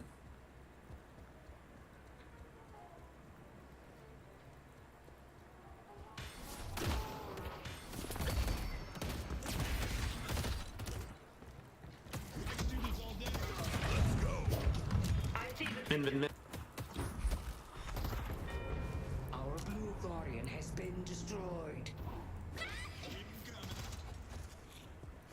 Thank you.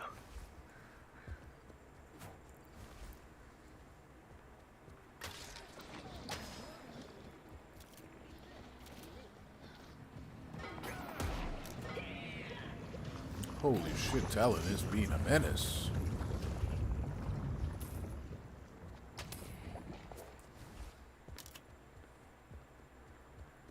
Time for some misdirection.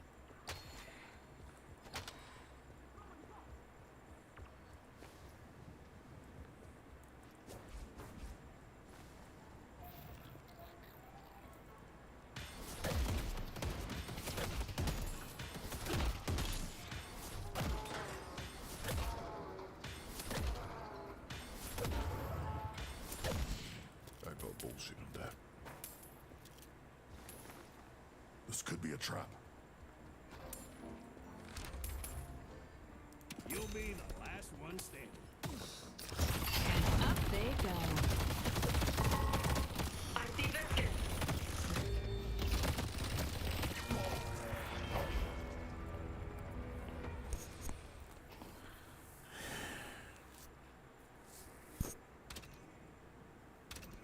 Holy shit, how the fuck did Hayes has 26k? She and Hayes have been farming her asses off. Oh fuck, this is bad. Their DPS power spike is through the roof. If you find Hayes or Wraith, run. Just run. Yeah, run. It's not worth it. Holy shit. No, don't fight this, guys. I hate this. The fact that I have to farm fucking Sinner Sacrifice in order to get souls and they can farm like that. Yeah. Yep. They're Why just, are we still fighting, guys? yeah.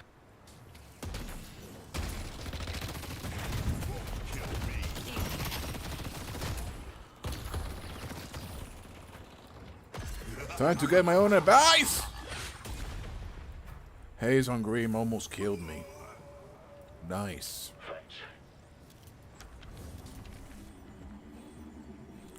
Haze stealing green.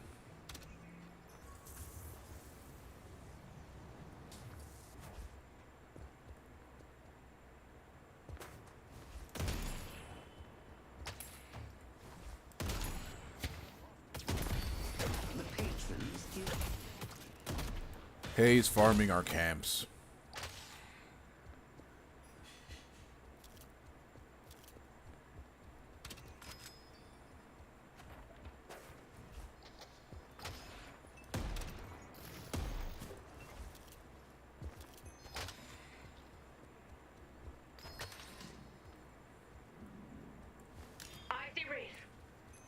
Curve over there.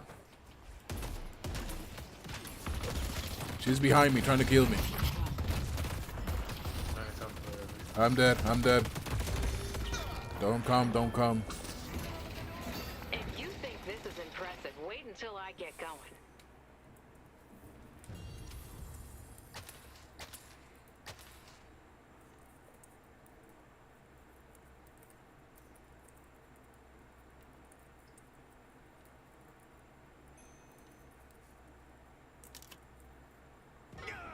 She still had the ult? What do you mean?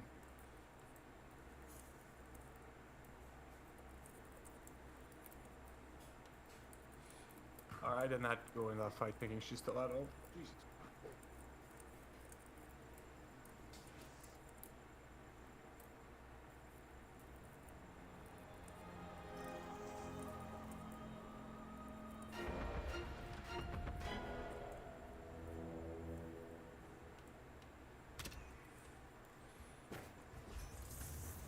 Our blue walker is under attack.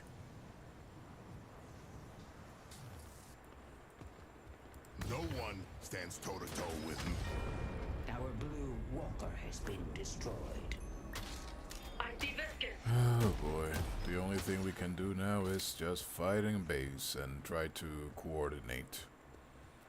Holy shit. Slay them and grow strong.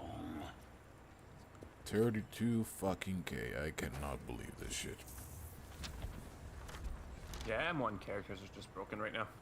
It's not that it's broken, it's the difference. For example, Abrams got nerfed to the ground. I use it because I love him, but they nerf him to the fucking ground. And he cannot farm at all now after the patches. And, well, Wraith can farm like she's playing fucking Farmville. I see Wraith. Someone's gonna be bleeding the concrete, but it ain't gonna be you.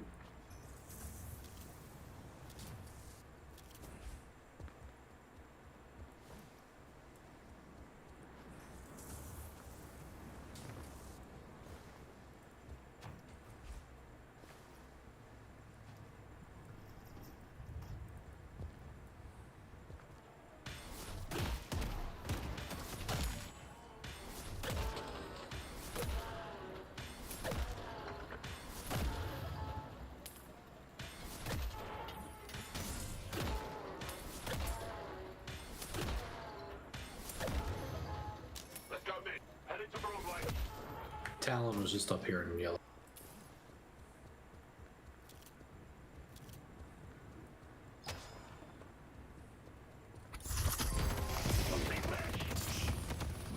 Haze here.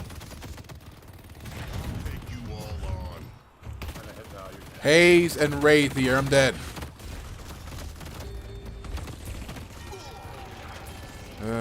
Don't. Shit. Feel free to give up anytime. Hey. This is an infuriating match.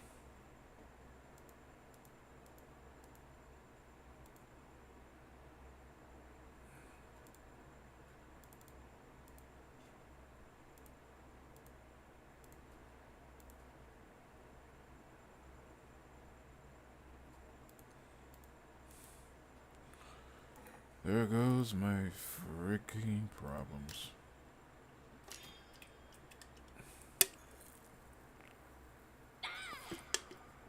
Nice. Yo, let's fight, man. Let's go for it. We gotta make a. Haze can probably kill just everyone though.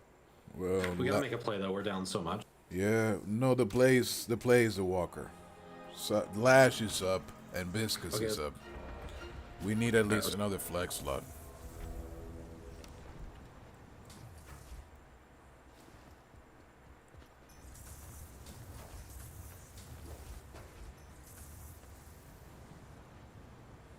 I see Wraith.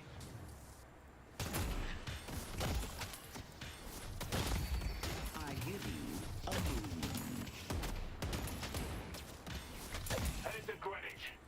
Careful, she's just trying to get picks. More than anything else. Just defend base and don't engage her.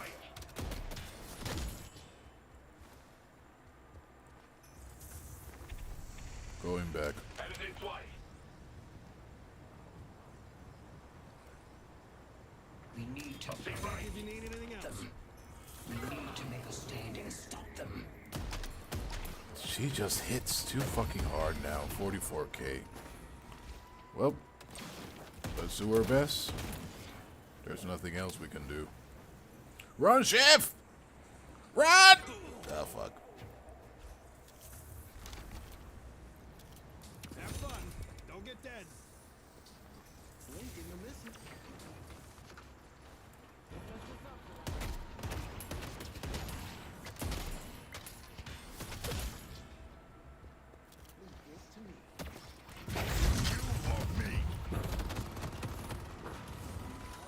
We only have one shrine left. Time to make my move. Our defenses are crumbling. We need to make a stand and stop them.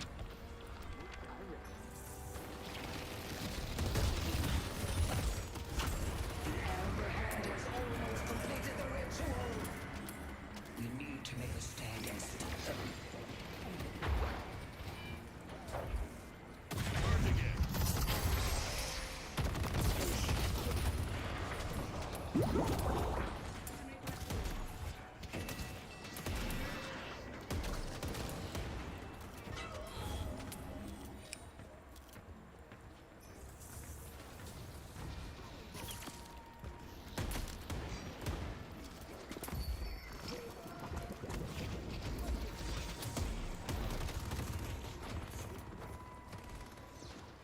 I see Haze.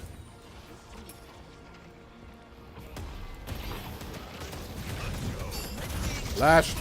Got him. Thank you. Holy fuck.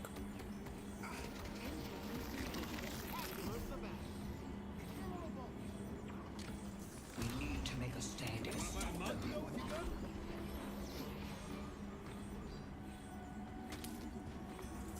I see Vindicta.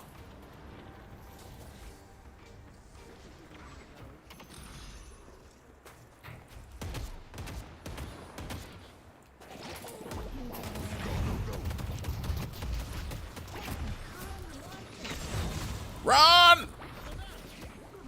Frigging Talon has that fucking magnum on hand. Haze coming from green. If she gets it from behind, we're dead.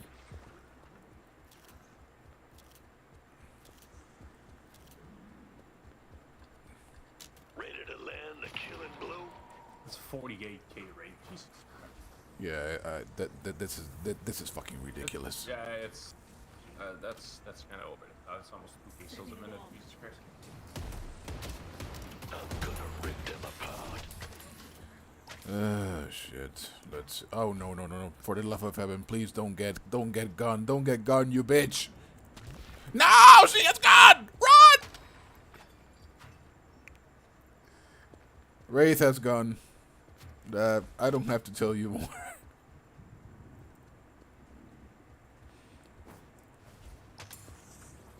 Man, this team is taking their sweet fucking time. They haven't been able to kill us on base properly, so they are actually scared of engaging. So they're trying to pick us up from outside of base again.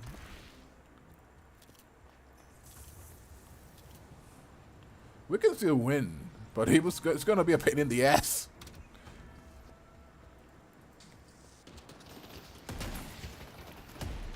The main problem is that we cannot get outside. We cannot go outside. We go outside, we're dead. Viscous, viscous, viscous.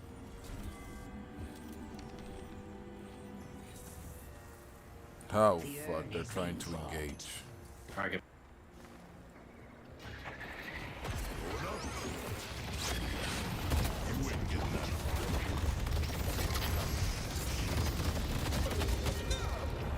Well, that's it. We overextended.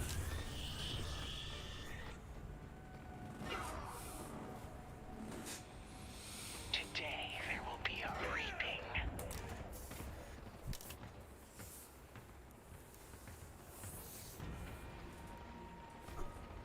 I want to see the replay. How the fuck the guy got 52k?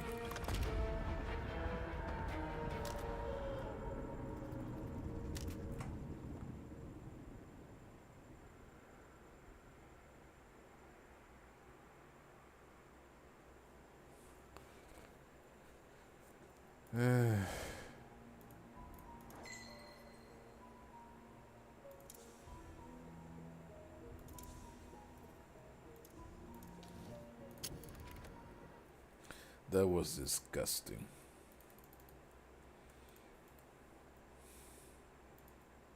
I've been with my husband for almost 20 years, but about 3 years ago, I was strongly considering divorce, and I want to talk to you about why.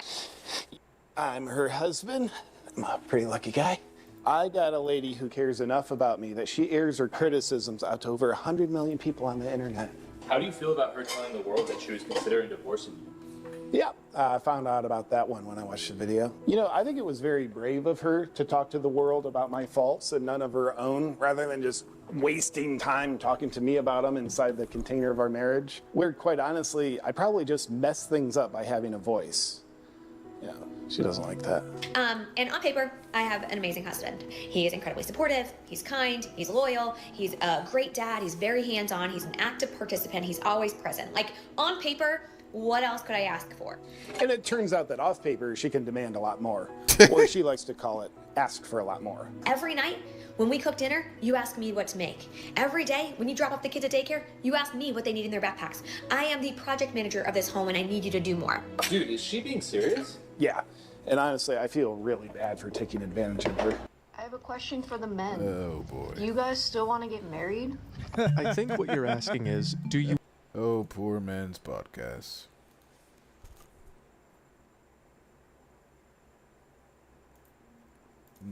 The game is taking its sweet time, that's for sure. Maybe there's less people.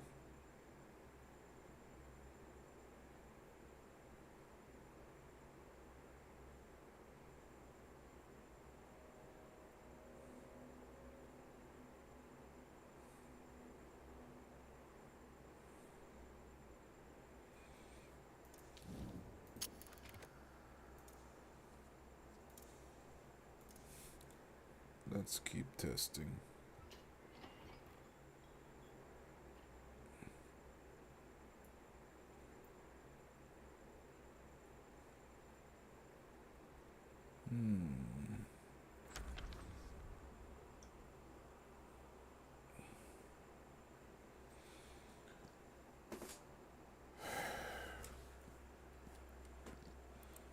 This is an all-purpose build. If you know what you're doing, you should be able to handle it.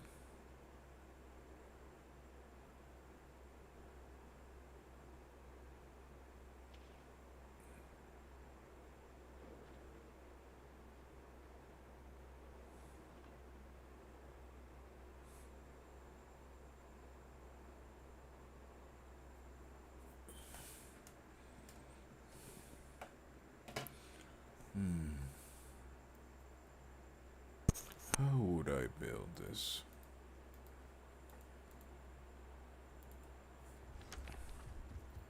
Allow me to pique your curiosity.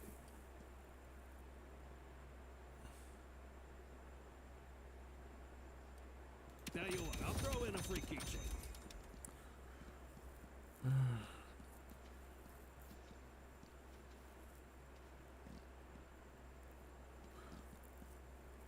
Depends. My friend, survival is paramount.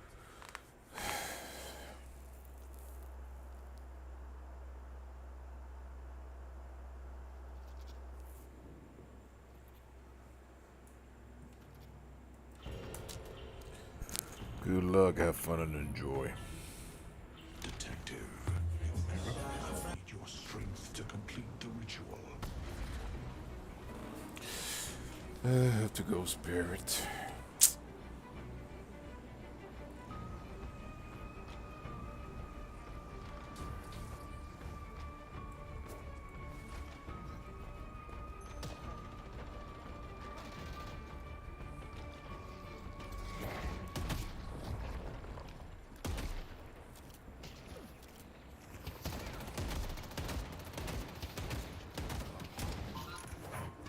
Biba being a terrorist already.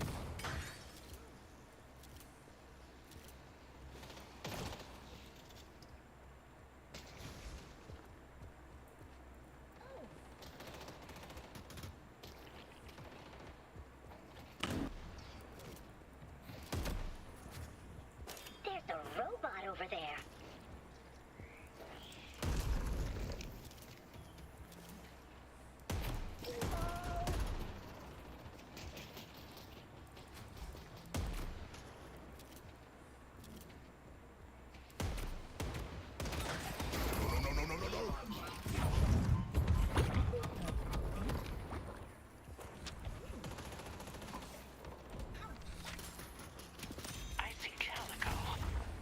Now that fighting me is a mistake.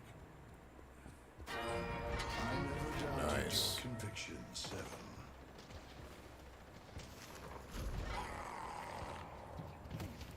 I see Bebop.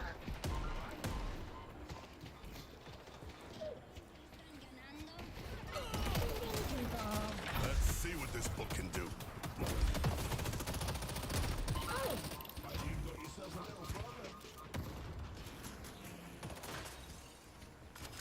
This is bad.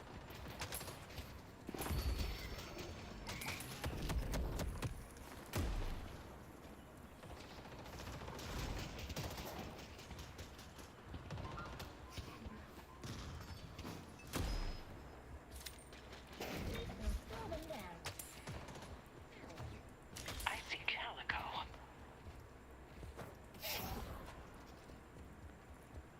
Go heal, Biscus.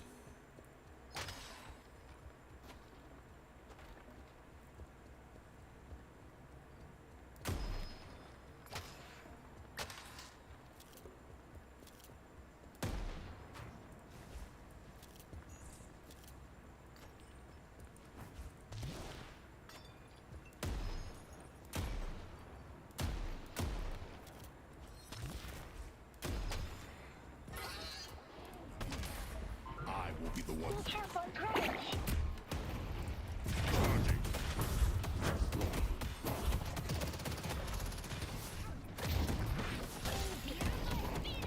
Both of them have health.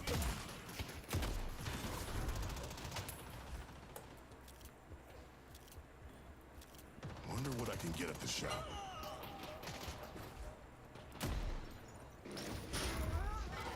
Mother! You guys had a roll? You took out Viscus. Sorry, dude, I couldn't do shit there.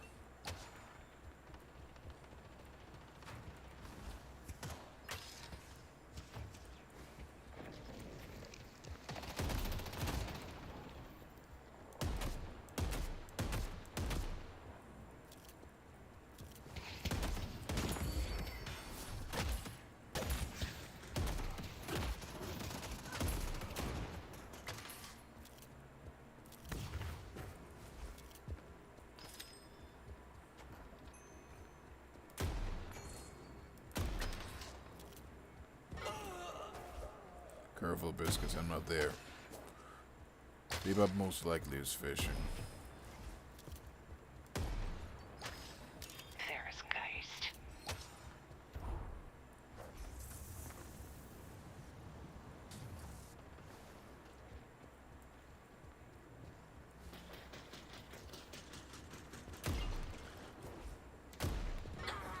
He's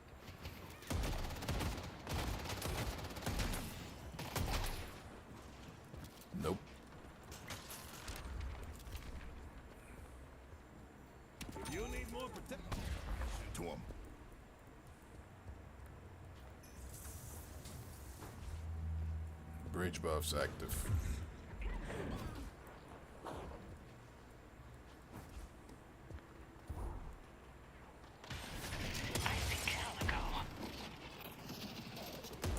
Face me. You're not stopping me. The job's done. Thank you.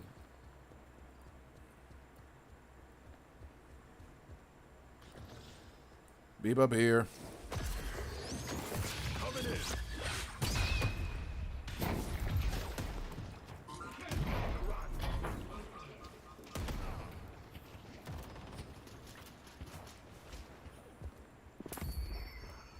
I see Calico.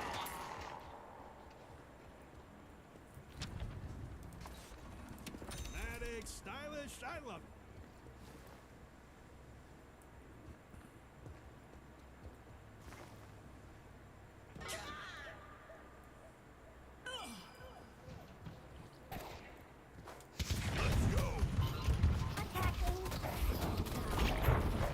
Thank you.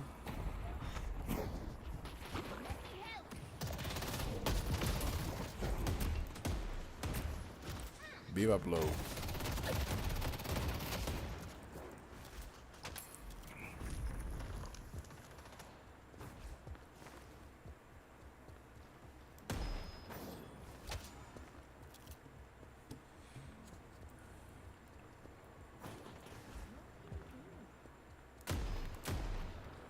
Oh boy, how do I handle this? Kelvin's over here.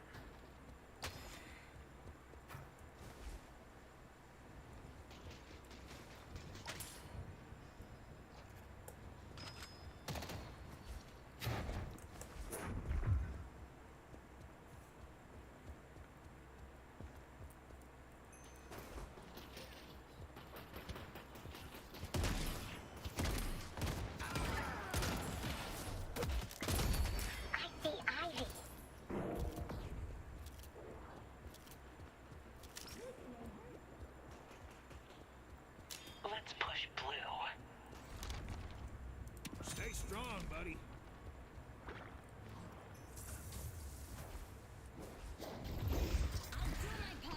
I'm not afraid of you. No cube. She's one hit away. I splattered her, so this is about as much as I could have got. Nothing that can be done now.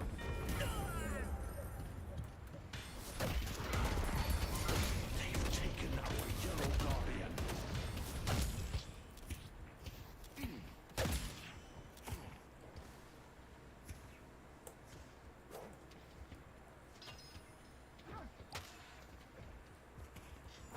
Yeah, this is gonna be a painful game again. Dramatic, stylish, I love it. Our yellow walker is under attack. I'll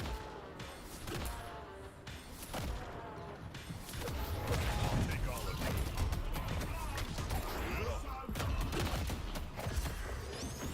Here I come.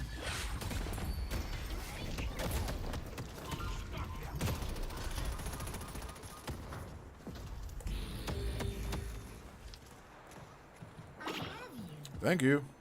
I needed that, Viscous.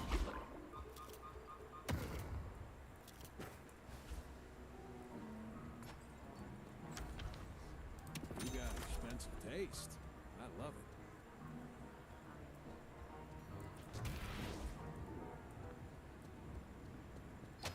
Going to heal.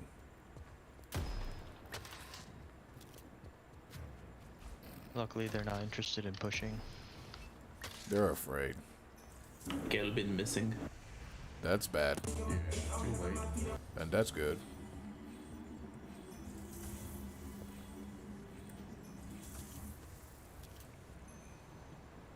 I see Kelvin. Uh-oh, then he might be going green then.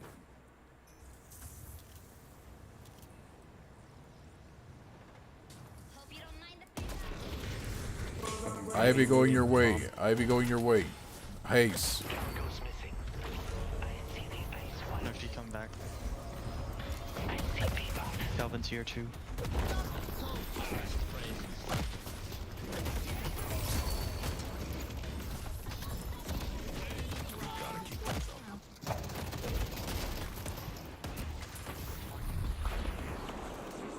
Nice. Well, we can take it. I'll take you all on. Who do you think you were watching? Nice. Very nice. Bolster your mind and spirit. Here's your chance to shape your destiny. Oh, what you got playing in the background there? Sounds like a pure R&B. Or something else, I don't know. Pop? Going blue. Our yellow walker is under attack.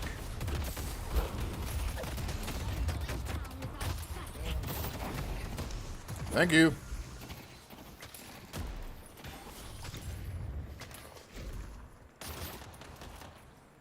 Taking their camps.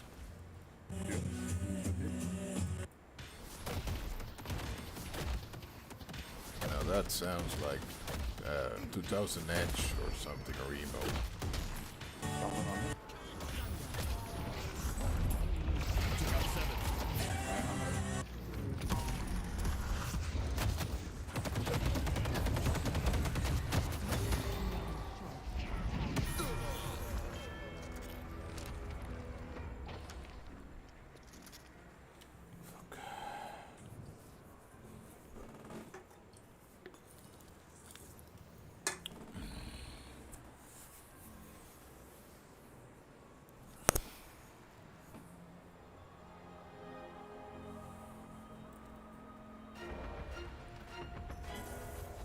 Going blue. Survive!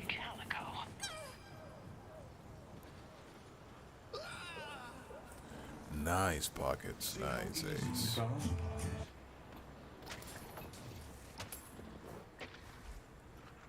Going to yellow. Our yellow walker is under attack.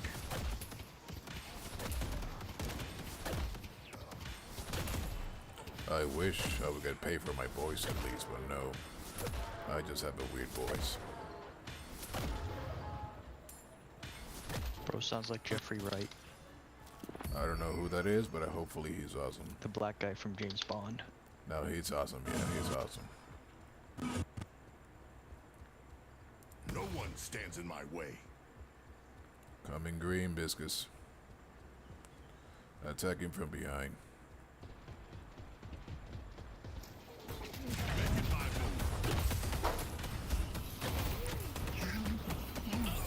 Got Nice. his ass. Thought he was safe up there.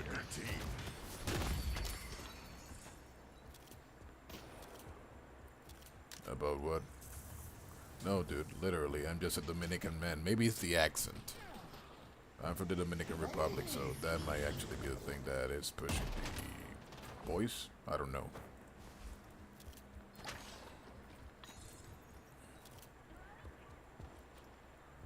But if you want to go to Valve and say, hey, this guy sounds weird. Oh, accents affect voices. I know that you have heard, for example, the famous Hollywood Russian accent that they sound like they smoke 20 packs of cigarettes and they speak in a very sharp way. But that's just me guessballing for why I have this voice. Oh, fuck. Going blue.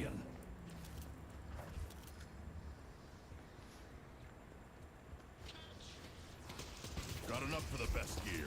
Stand and fight.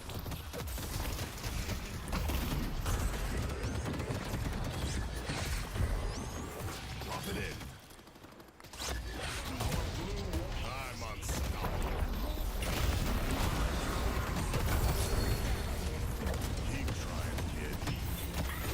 Worth it! Not worth it! Yes, worth it.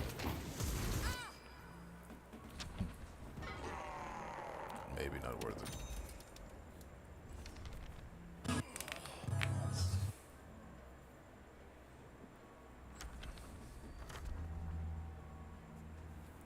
Bridge buffs active. Take them before them. Good team fight. I have no gun damage. There's no gun on this build. Doesn't matter. You have creepers behind you. Nah, magician's here. Huck it.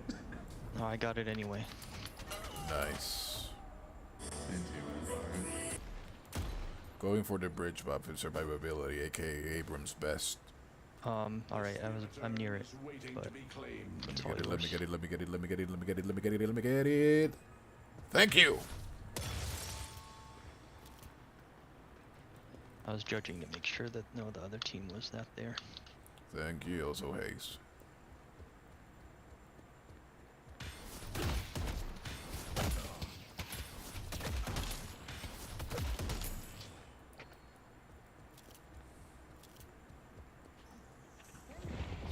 They're all speared, Magician by the way, here. none of them has any gun.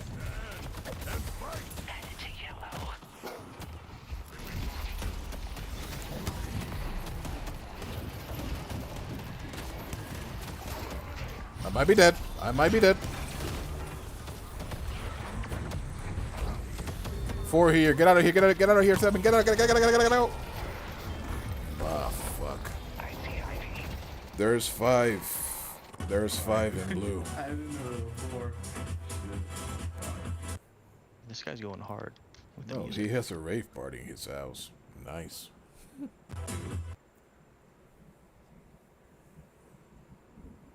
Surely that's Bebop Look, heard the they music. only have one gun item throughout the whole team. Ain't that crazy? Jesus, that is actually crazy. I would not. I can see that for Bebop, Kelvin, and Magician, but fucking hell, even Calico and Ivy. Calico. That's weird. Unpausing that bitch.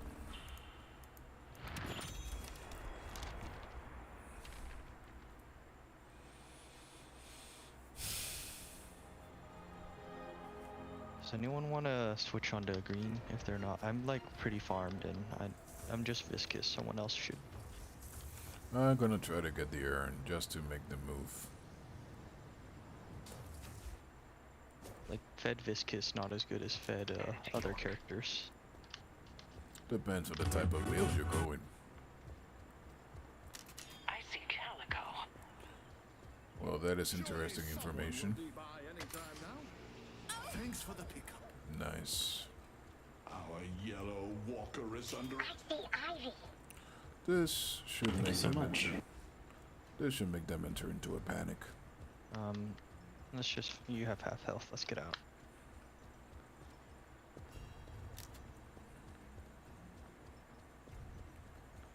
Seven, get the old ready. Such Nice. Very well. Alright, Infernus, I'm leaving you on green to get fed even more. Okay. I'm gonna go onto a lane where there's a bit to get. What the? How did they hurt you so bad, Ace? That was weird. Oh, no. Forget it.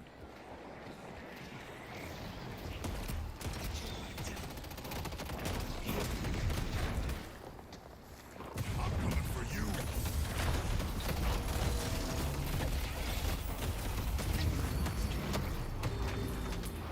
They took out Pocket.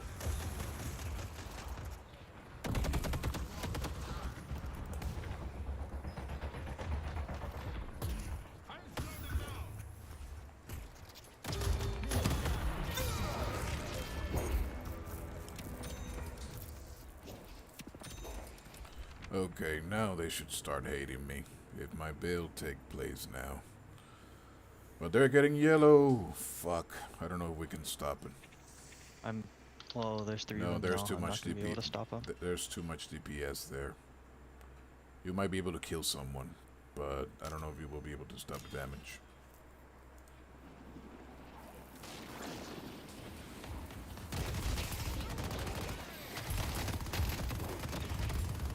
Oh, we stopped them. But blue? I'm surprised. I'm speeding to blue. Me too.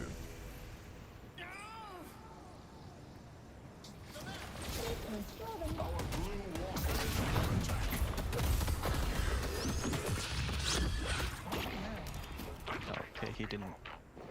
No, he went full escape mode. Haze is coming for them. I don't have much. I have Phantom Strike if I can get in range. But I'm gonna push the lane up to the walker. Well, we went after him after. Oh, he'll be flying over me.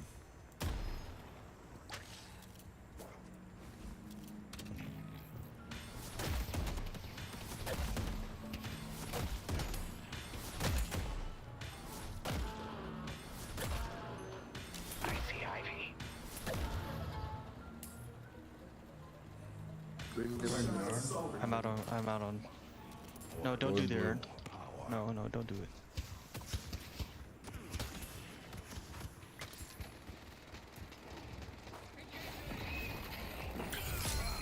Oh, we're doing it? Alright. Today there will be a reaping. Gigawatt, you set the stage for their demise. Or maybe not. Oh shit. Clean and blue. Nice. I think we just gave them the urn.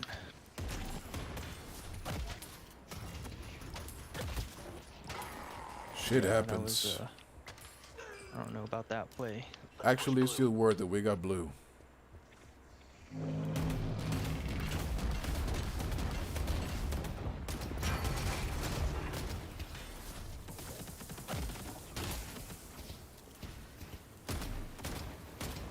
Run away. Got it. Yep. Worth it. Yeah, we are up by a lot still.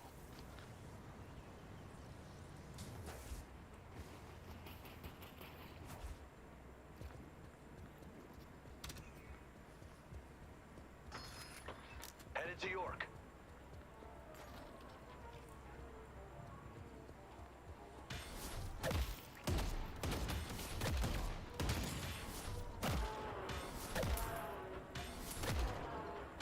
I see Calvin. I see Ivy. You're kind of far behind them, Haze. Now we're going rock, not ballad or something.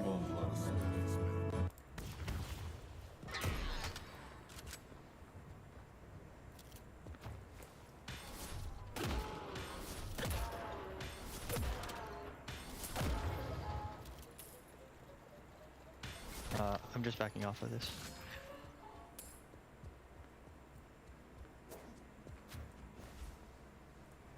Just get back off, back off. That's Fine, right here in your hot little hands.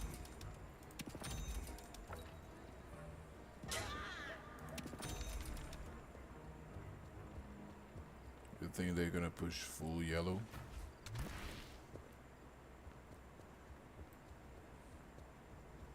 wouldn't be surprised. Nothing stops me.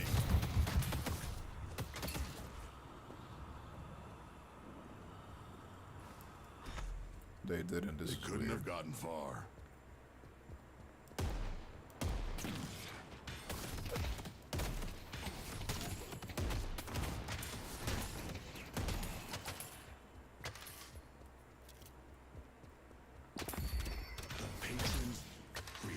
Kelvin here.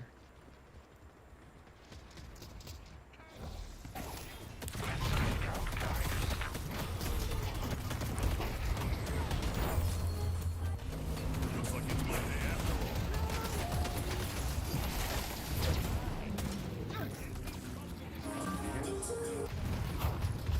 all. I have to get out. I have 200 health.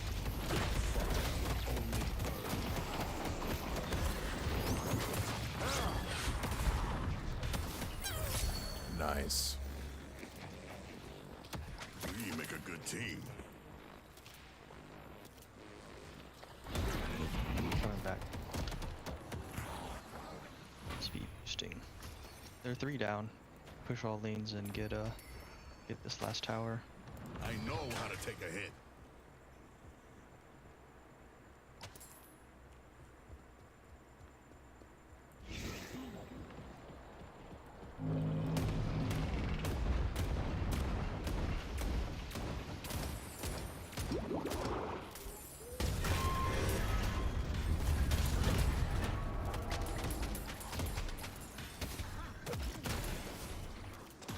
Bridge buffs active. Keep up here.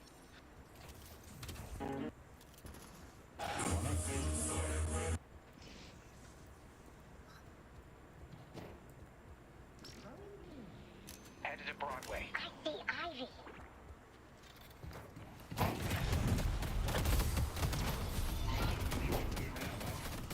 The Spiriturn is waiting to be trained.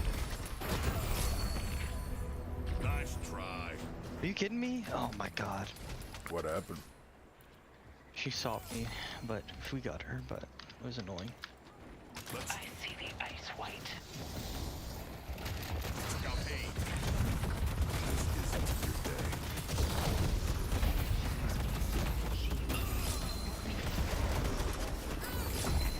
Alright, I think we can...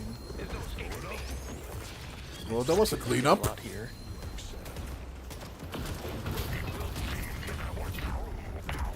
Perhaps we won the game. We could go mid just to make sure, but after we take everything. They only have one shrine left. Yeah, I guess since Haze is down, we take this and then go mid. If you have gun, go now. Just let... Yeah, let's go mid. They don't have any CC for this.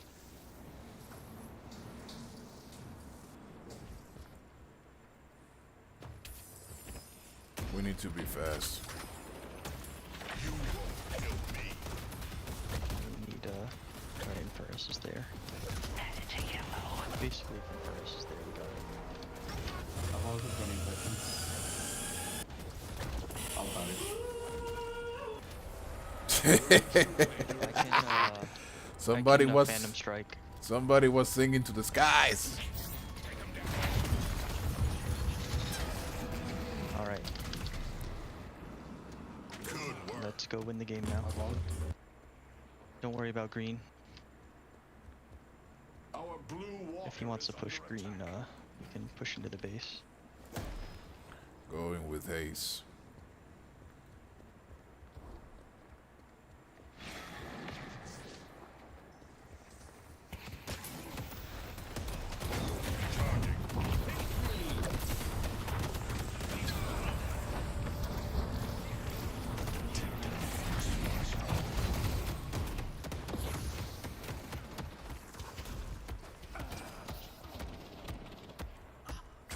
Has shown us the glory of the cube.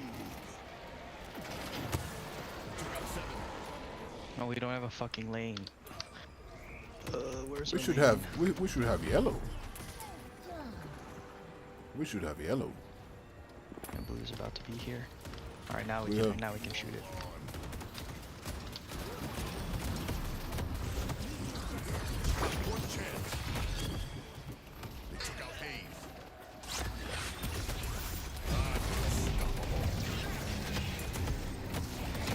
Damn it. Fuck. That's fucked up.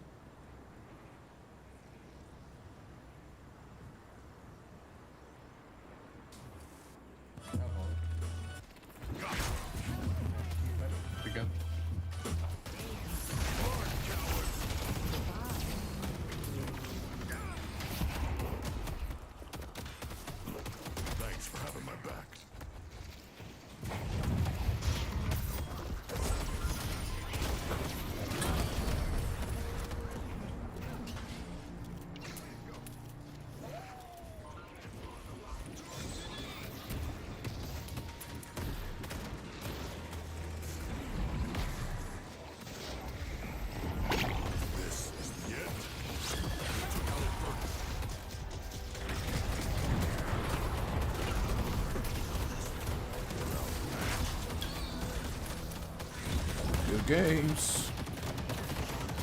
Oh fuck, I might die. I might die. I might die. Oh, thank you. Your team is grateful for the work you've been doing. Waiting to be claimed. Good games, ifs. Hell of a fight.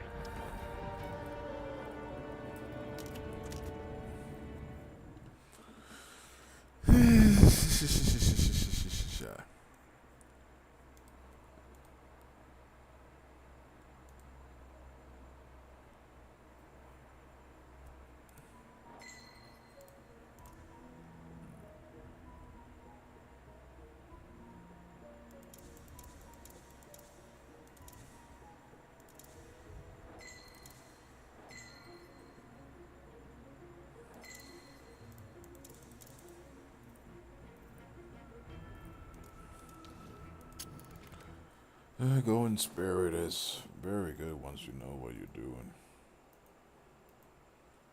You want to be married, and I think that a lot of men would say, yes, I do want a partner to spend my life with. But when you say, do you want to get married, I'm not sure if you're keeping in mind all these extra steps that come before and the possible ones after. Here's a guy living in a cardboard box with his ex-wife in his house with other men. You have to keep in mind that happens with roughly 1/3 of new marriages, and that's only for the men who have the opportunity to get married, which is contingent upon a bunch of steps that have changed quite a bit over the years. Yeah, like when I hear any woman saying, do guys want to get married, I assume she's talking about the men that she's dating that don't want to marry her because they're probably out of her league and they're just sleeping with her for fun. Every woman knows a man that would marry them and give them everything that they want. They just don't want that man, if we're just being honest. So when women do that type of stuff on social media, I'm assuming they're just talking about the one man that they want that just refuses to actually give them any level of relationship. In order to get married, you have to date, and in order to date, you have to work and make money, and in order to work and make money, you have to go to school, and men have been facing a lot of new difficulties in all of these areas over the last few decades. True. So, do I want to have a partner? Yes. But do I want to go through all of this again? Not right now. Yeah, and that seems to be the common consensus. Most men aren't afraid of marriage. Most men are afraid of divorce. Like, I think that life is extremely hard, and it's a two-player game, so if you have somebody to do it with, that's probably a good thing. And I think that marriage is a good institution if done right. But contrary to popular belief, marriage isn't about the happiness of the man and the woman in the marriage. Marriage is about stability, providing stability for children. But with no-fault divorce, the bigger issue is now it's about providing happiness for the woman, and if the woman isn't happy, she can file for divorce at any moment and destroy the whole family, which completely destroys the whole point of it being about stability for children. It's no longer about stability for children if you have to continue to make the woman happy, or she could destroy the marriage. So with good point.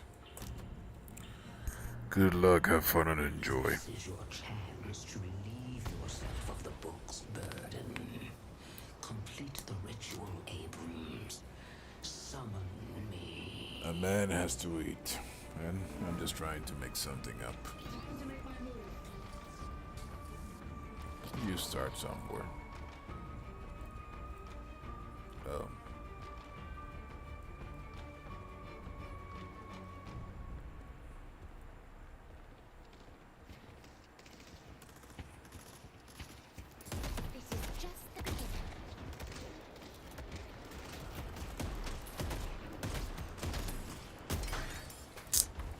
Good deniers.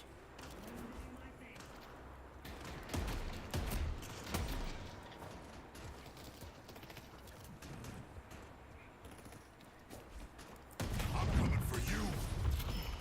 My turn. So dangerous.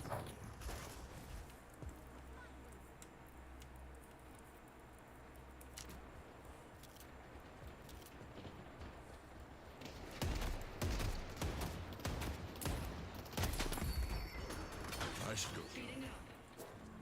Some moron is gonna try to. You're looking for the remark? Ah, the old New York tuxedo.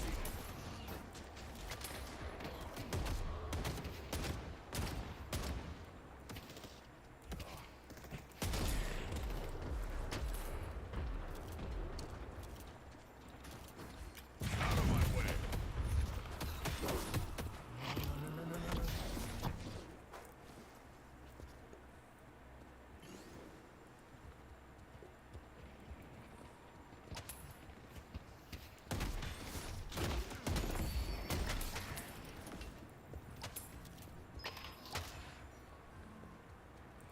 fucks us up?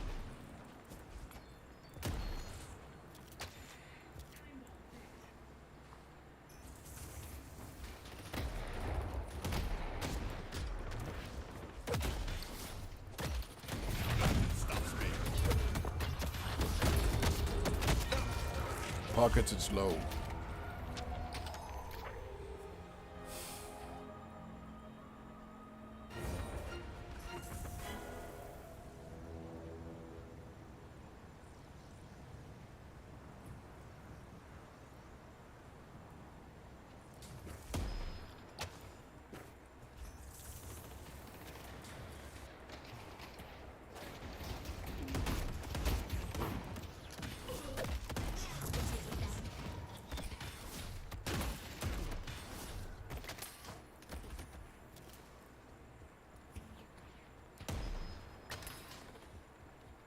Tried to bring me down.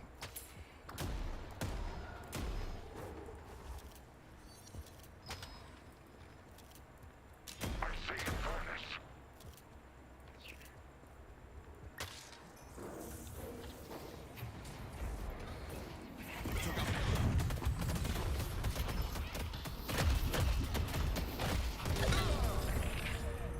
You thought you were gonna keep me down?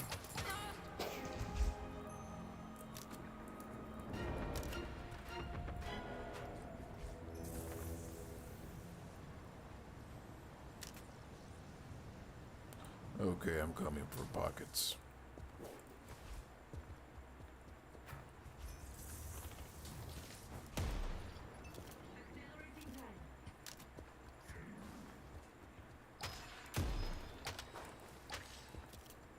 Wonder what I can get at the shop.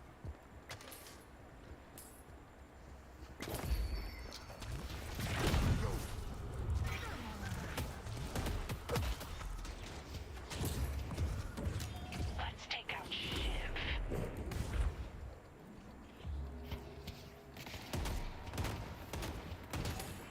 Where did they go?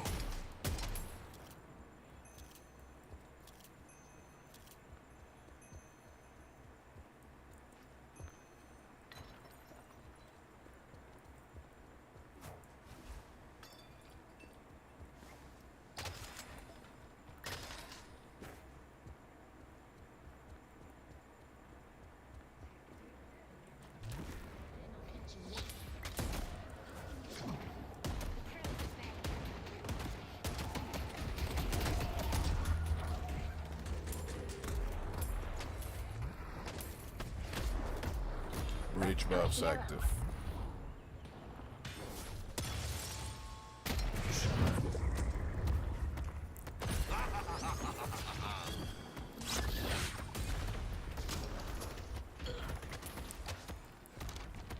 Stay 2 steps ahead of death, my friend.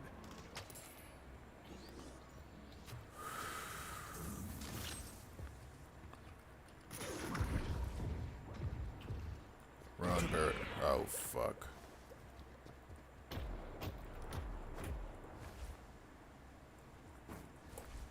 I see the professor.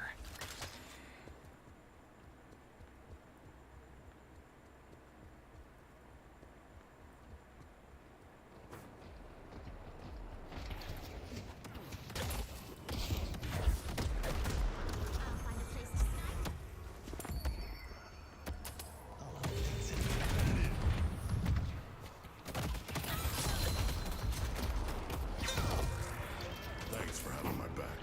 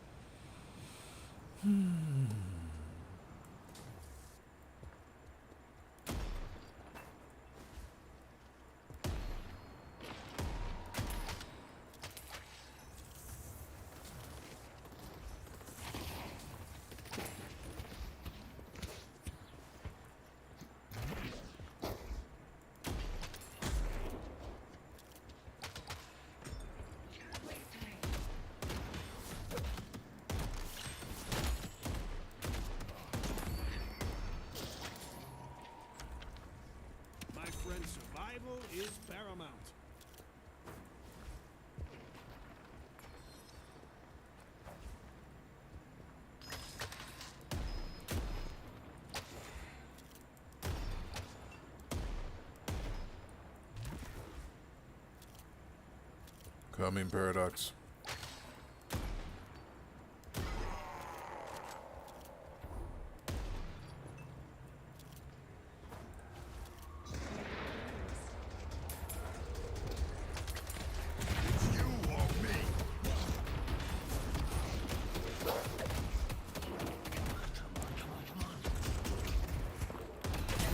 Got him.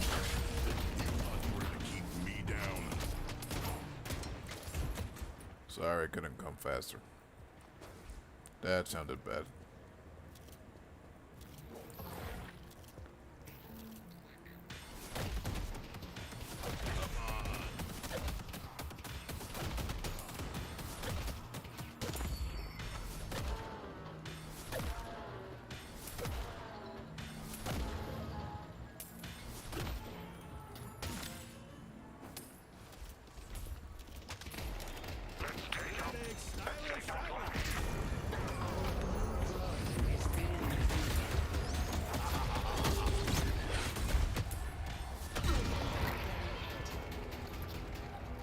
I'm gonna kill that pocket.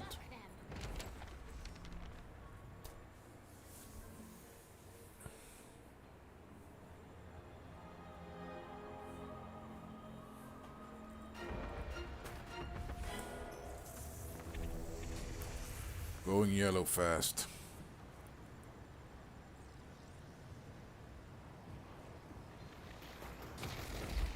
Got viscous.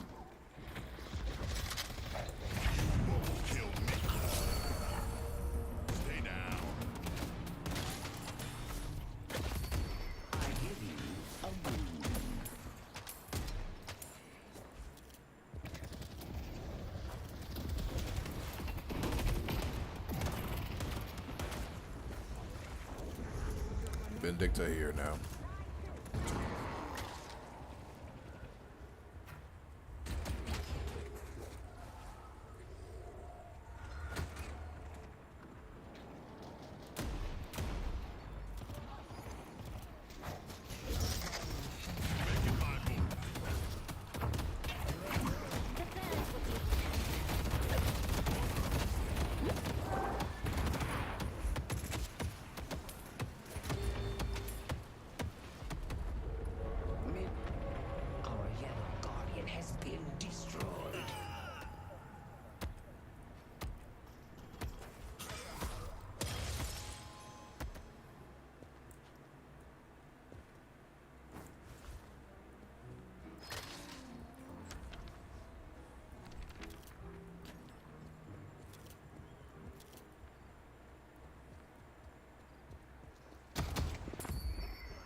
Spirit urn is waiting to be claimed.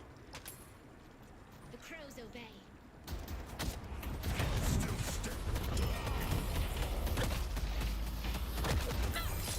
Thank you. We make a good team.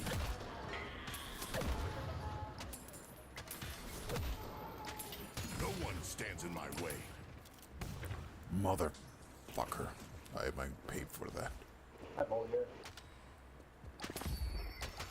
I should spend the cash when I get the chance.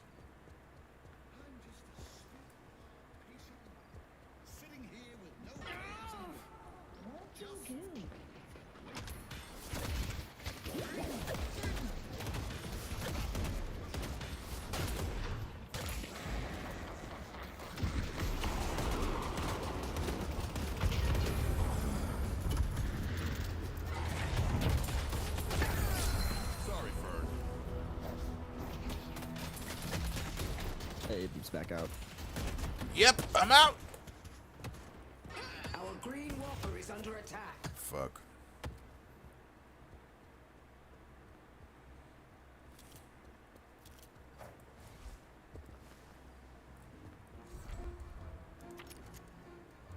An excellent choice.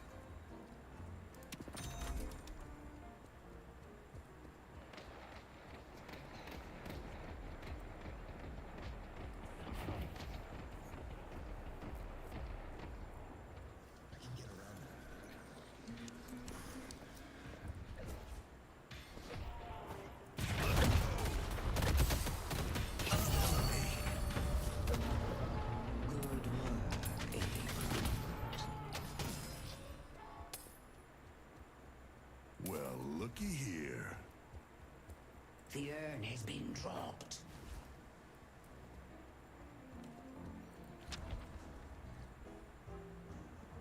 Bought that off the Knickerbocker that was about to get his legs broken. 7, is there anybody in yellow or it's only creepers? Our yellow walker is under attack. Nice. Only creeps. Okay. Thank you. The spirit urn is waiting to be claimed. Let's take out pocket.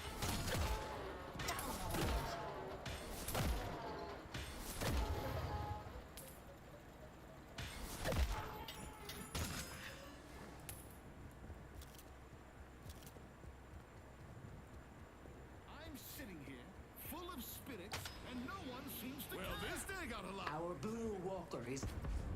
Our green guardian has been defeated. Fuck.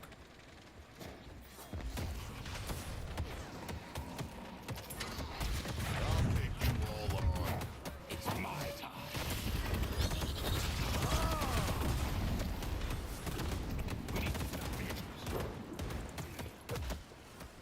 Green walker is under attack.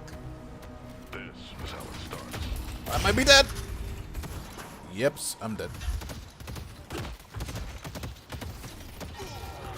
Sorry. We should just be chilling. You should not be there. No, I killed Infernus, and sadly, Nah, bruh. Nah, bruh. Push the waves. we need to get the walkers. That's all. I thought that I could It's get not it. even 15 minutes, bro. They have like fucking damage resistance right now. Just chill. I thought I could do some damage. Oh well. Fair enough, bro. All good.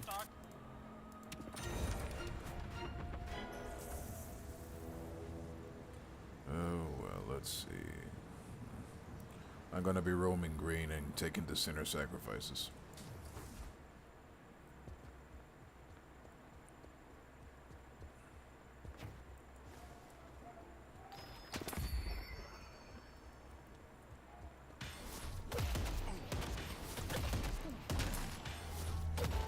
Bridge buffs active. Hey, he's taking his gun. Oh, fucking pockets.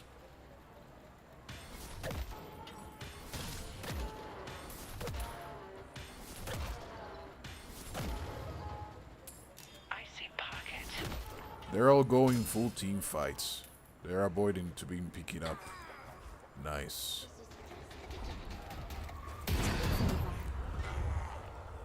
The spirit urn is waiting to be claimed. That would be priceless.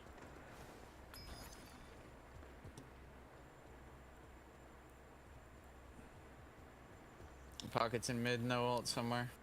Our blue walker is He just run away. Help yellow. I'm coming yellow. If Okay. we fight under our shit, I can kill one. I don't know if they're gonna push yellow actually. Yeah, they're only pushing wave.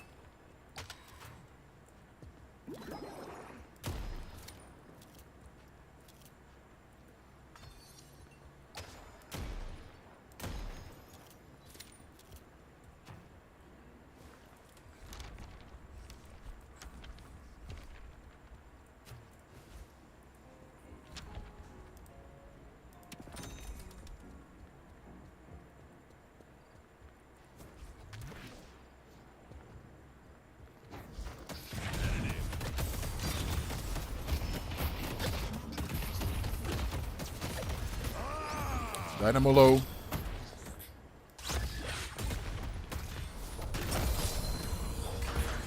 Shiv coming up my ass, and I cannot kill him right now.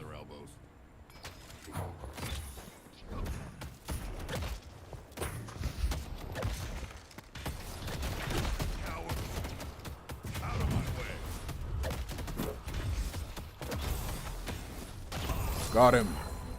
Keep trying, kid. Does anybody have any healing? I might be dead!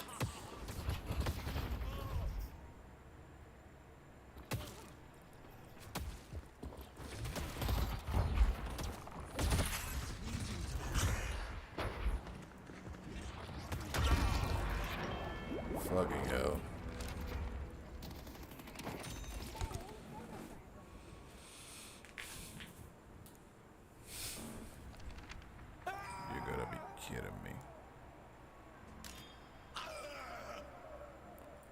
Nice. I am angry that I died at Lash. Fuck.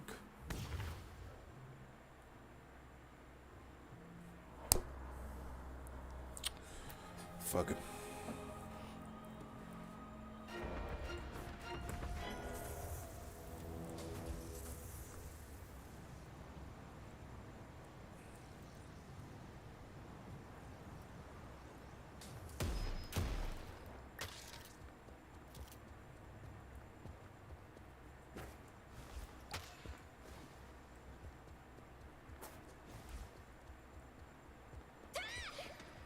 Fog. Nice shot.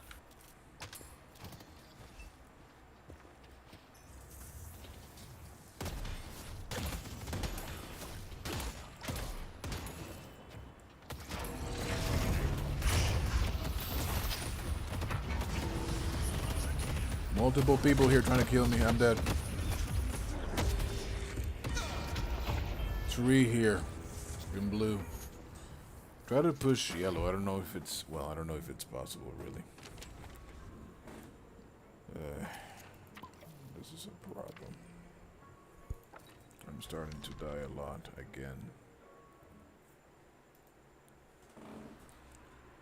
Oh.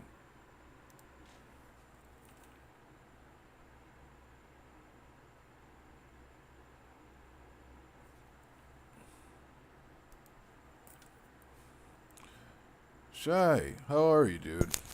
Hopefully everything is good.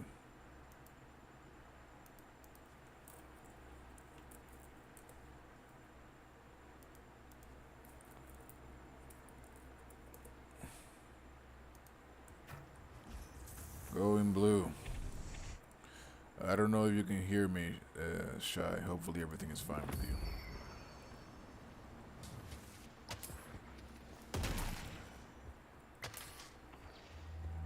Bridge buffs active.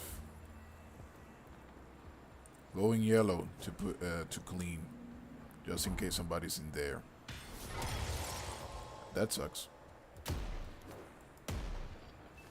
Oh, you're already going Paradox. I'm going blue then. Impressive as always, Hayes. You should grab Aaron. I'm waiting for the ship to push up. He has a huge bag. Urn is waiting to be claimed. He left, I think. Pocket is on the move. I'm gonna leave it to Paradox.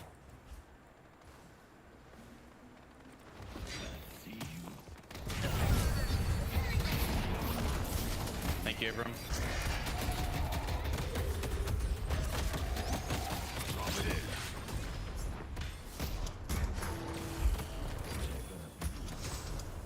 Help me deliver this thing.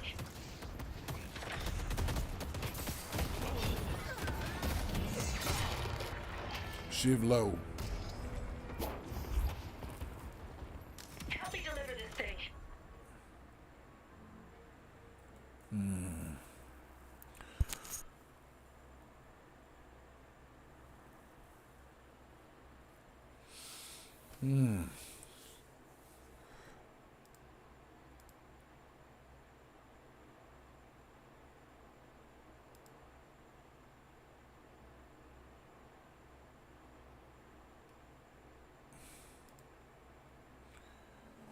Shit. What do I do? Oh no.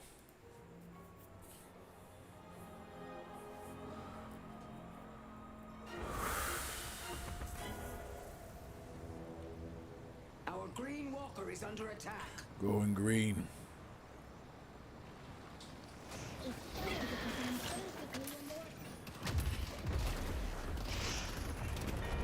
They destroy the walker. Bring it.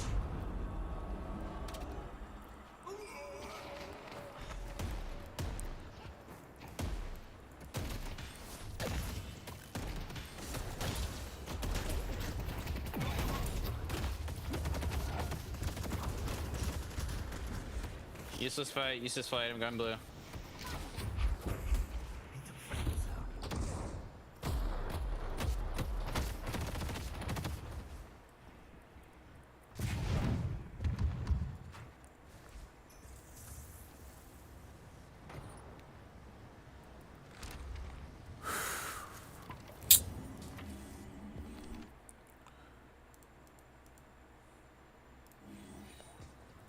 boy.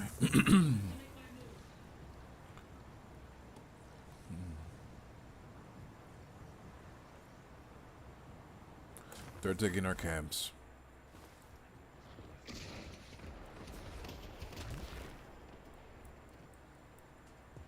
Don't let the professor live.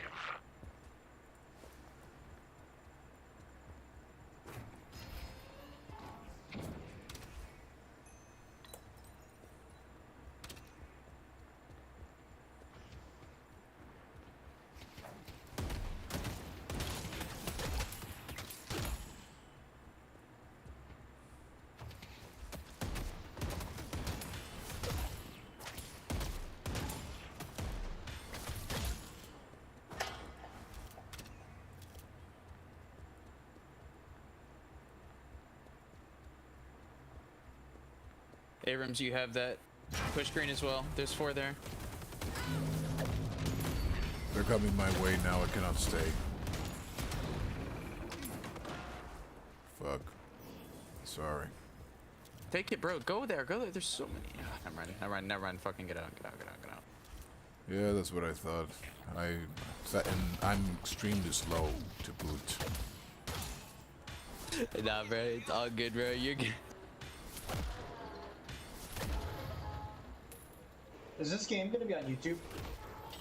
I upload all my games to YouTube, Twitch, Kick, everywhere. I'm just trying to grow some shit. So yeah, it's gonna be on YouTube. Bro. You have a sexy man voice, bro. That's a real man's voice right there. Oh, thank you. Can somebody go blue? I did need you to come blue there. You are just kind of inting in the jungle slightly, Habibi. Come. Coming. And behind me there is Infernus.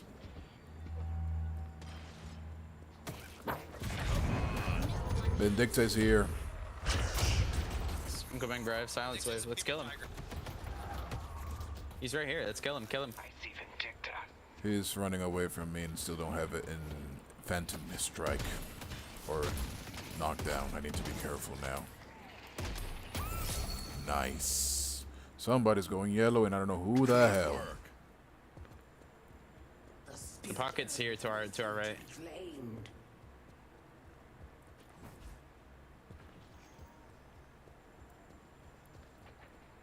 Behind you.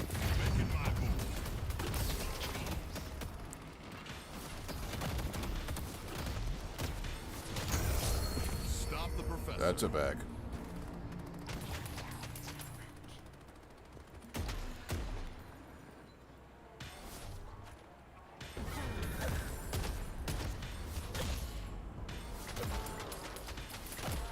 Get out with that bag, A-bomb. You can't die with it. I actually value more the sinner's sacrifice. Okay, word, dude. No, the thing is, after Abrams nerfs that they nerf into the fucking ground, he sucks, and you need more buffs than anything else, more than even the souls. I'm here. Paradox. Oh. Took out Calico. Hold on.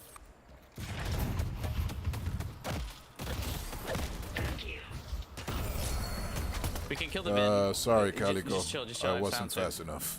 Just let her push out. Go back. You see where I'm baiting? Or just bait for me.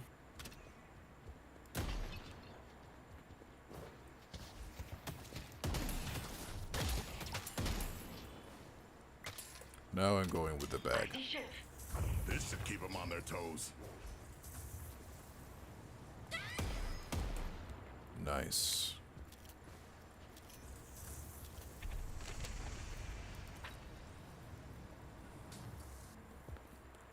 Okay, I got him.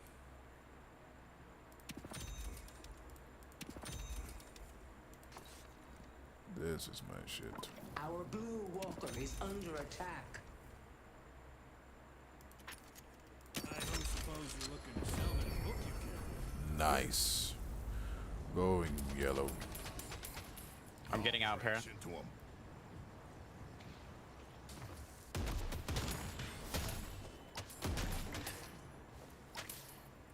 They both have ults. Oh, I'm sorry, I had to leave you. There's 2 in green right now. Fight this in blue for whatever they'll give you. I'm coming. Nice. Push blue, push blue. Let's stick together. Or yellow, I mean, I'm sorry. 7. You set the stage for their demise.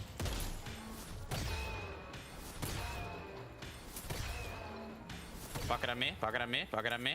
I'm afflicted. Coming.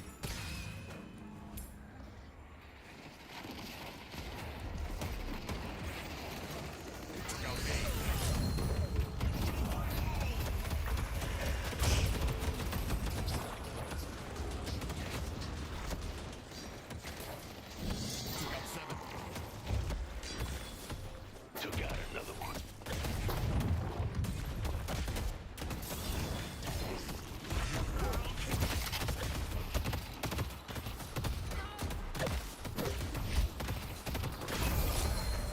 Come over here, bitch.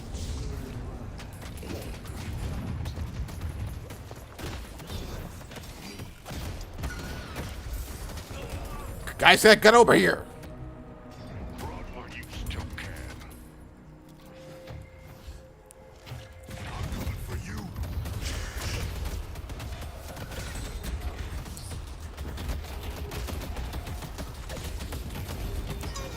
Fuck! Sorry, I couldn't save more. You're popping off, Brad, don't worry. Look, after those nerfs, I'm popping off every time I can.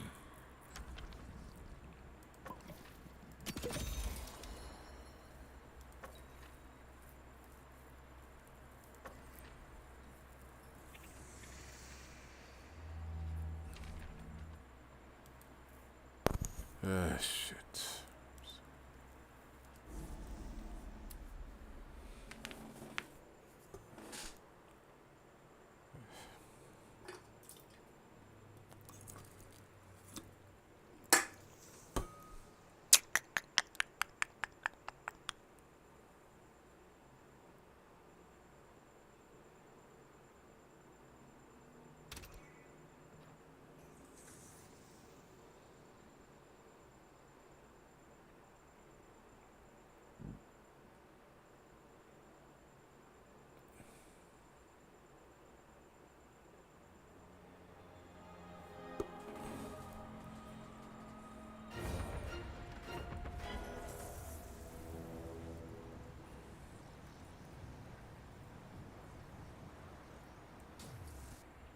Our blue walker is under attack.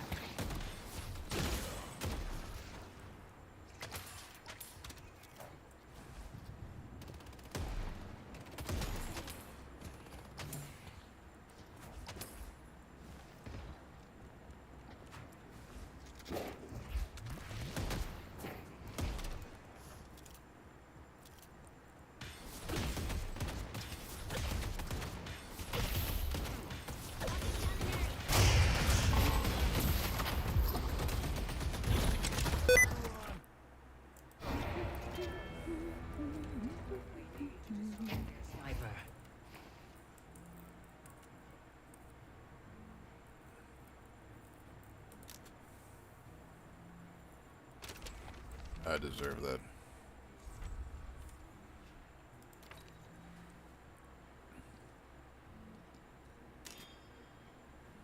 Pocket behind you, Para. You're dead, Paradox. You have to try and get out. Yeah. Yo, bait them to Walker. I'm coming with ult. We clean up. Shit, that was dumb of me. With no fault divorce, it destroys the whole point of the marriage, and that's where we are right now. So you want to get married, you have to date, you want to date, you have to work, you want to work, you have to go to school. This is where a lot of male problems begin. I'm not saying that schoolgirls have it easy, but the last few decades, schoolboys have been treated like they are defective. Yeah. In 3rd grade, I used to finish my work before the other kids, and I would get up and move around, and they told me that was not okay, so they medicated me. When I got a little older, the other boys would start fights, and I went to the authorities to do the right thing, and they punished both of us.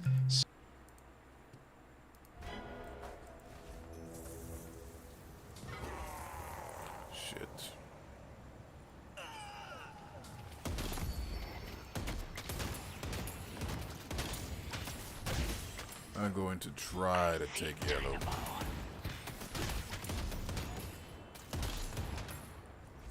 We could go mid, actually. We're fast enough.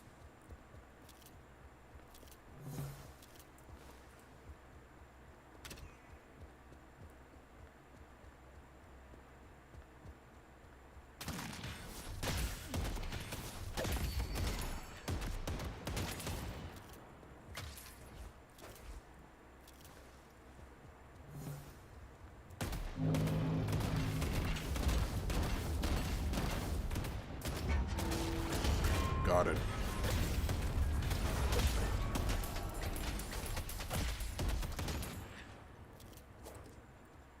I didn't survive this long just to die here.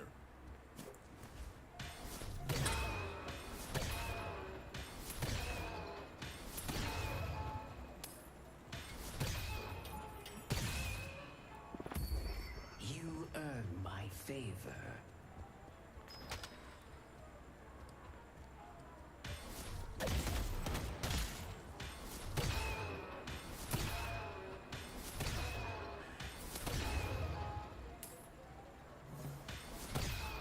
You're way out, Abram. I know. I'm taking a risk. Don't. Come back, Habibi. Trust me. Going now.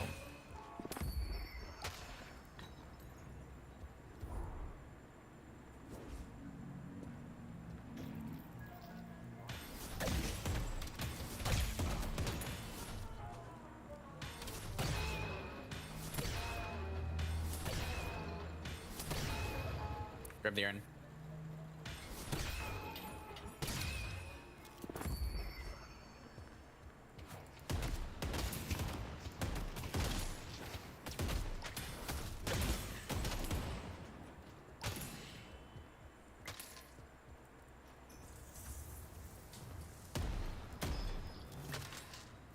Going green. The spirit urn is waiting to be claimed. You are a very large man, and I feel sorry for anyone who's trying to stop you. Dynamo.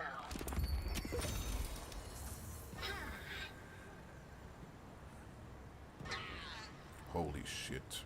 Bro, we all left? What? Why? Where are we, boys?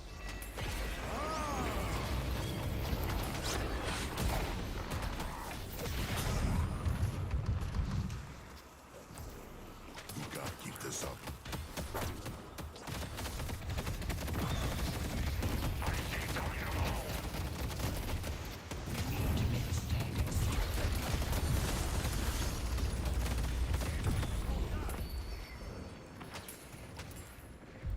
The urn is being delivered. Fuck.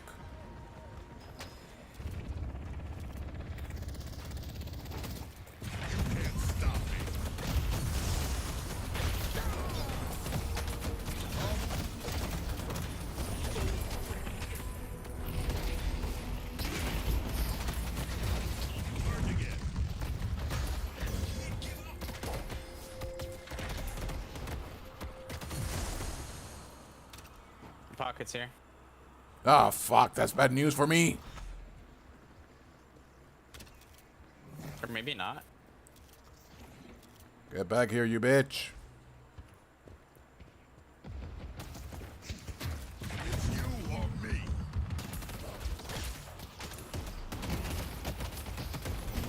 I'm boosting to you, Abrams. Fuck it. Let's all go here. Everyone fight on Abram. Fight with our man. Fight with our guy. I'm here, Abram. Vindicta here. I cannot kill her. Now I can.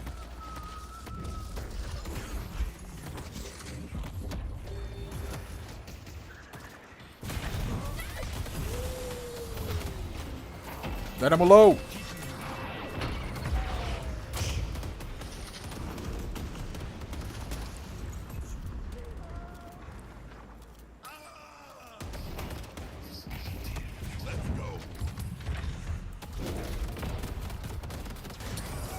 Yo, Abrams, why is Dynamo not? Oh, there you go.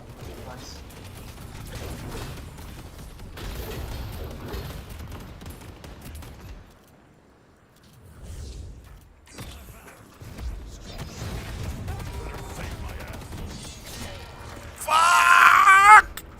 Shiv counters me. I couldn't do shit.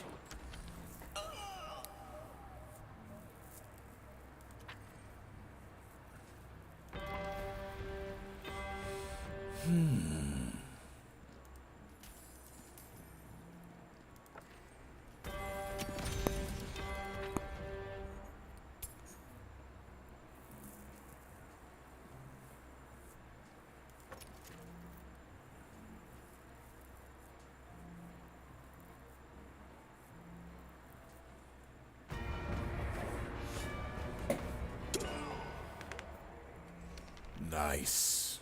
Go mid if you can. Mid, mid, mid, mid. Quickly. I have to heal with fortitude and then I'm there.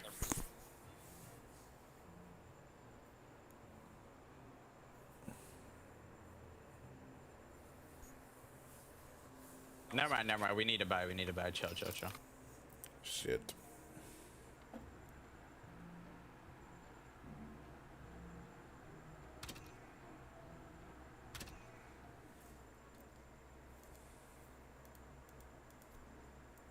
Shit.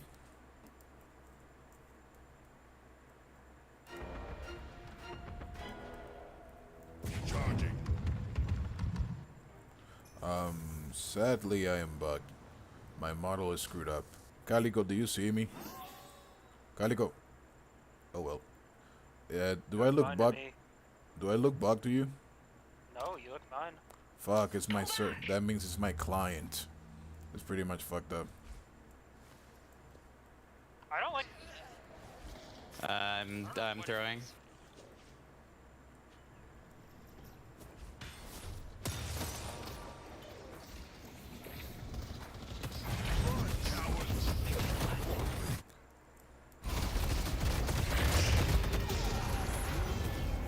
Dynamo uses all of my ass. That is really bad. Is waiting to be claimed.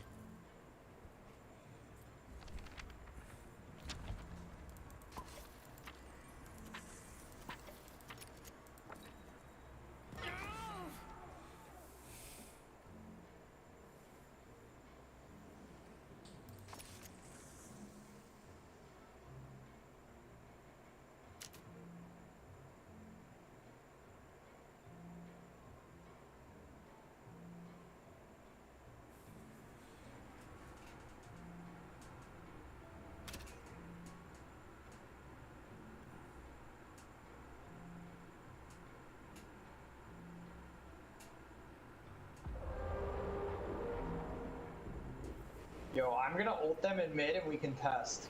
What do we think, chat? I think you're gonna have a bad time because I'm gonna shit. stun all of them, trust. Okay, good luck. Rejuvenator is descending. Go in.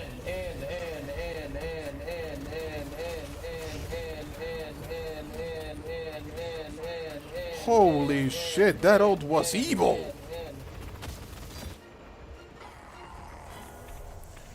Gonna go there. Let's see if I can kill someone. Nah. Get out. Get out.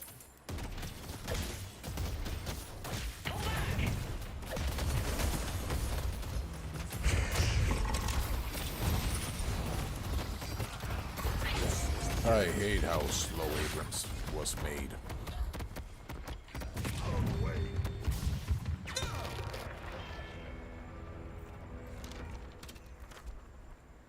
Fuck me.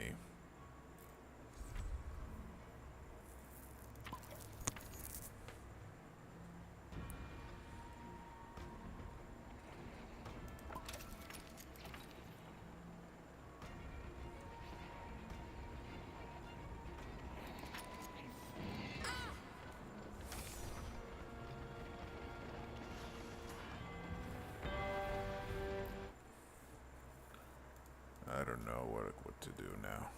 So then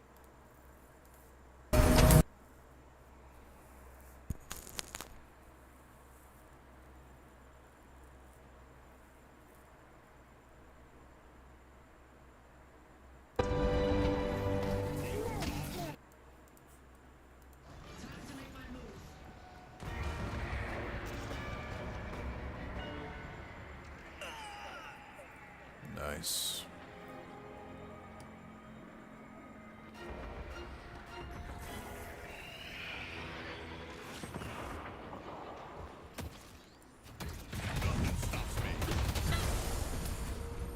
Who's next?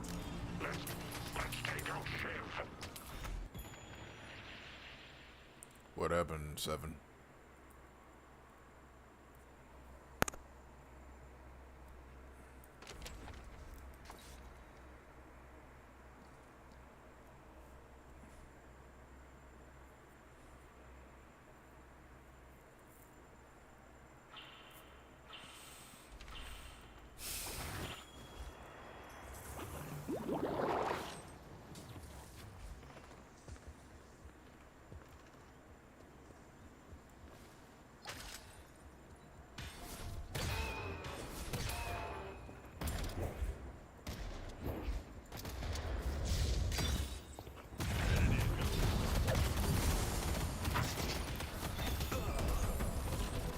You thought you were gonna keep me down.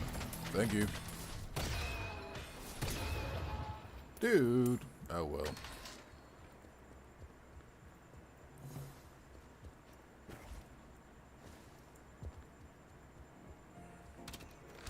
Good luck, Detective Abrams.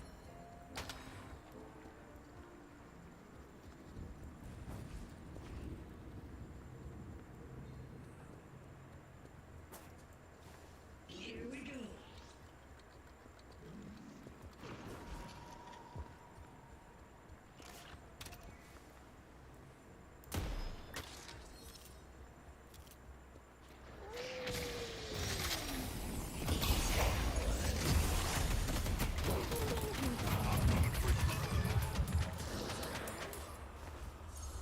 Good work.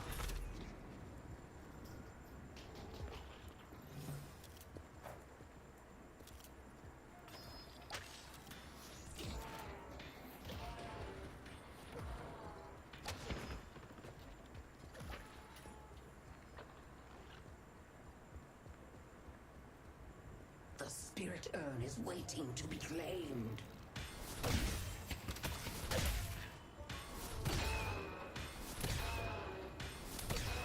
Her duty has expired.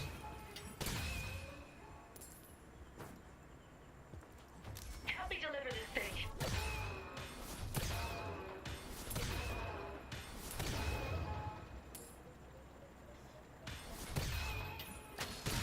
Help me deliver this thing.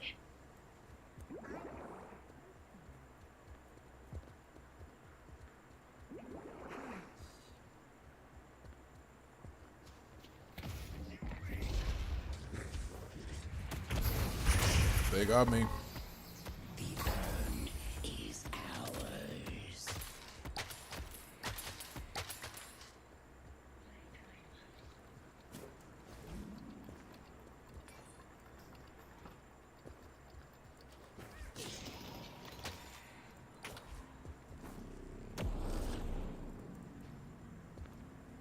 Setting bomb.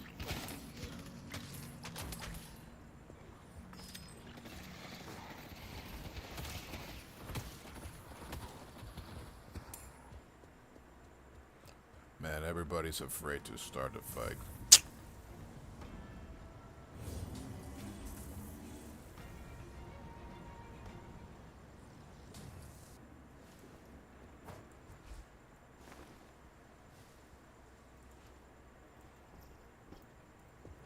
Can we take a 66 and just end the game, please? What do you say? Like, everyone group on blue and just fucking turbo run it down. I have refresher on my ult, and we just win the game. Well, with that fucking ult that you have, that madness, yeah, that actually might help us. Okay, going blue.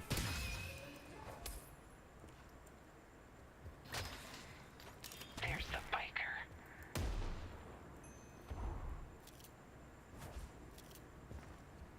Alright, turbo rush. Oh, it's GG.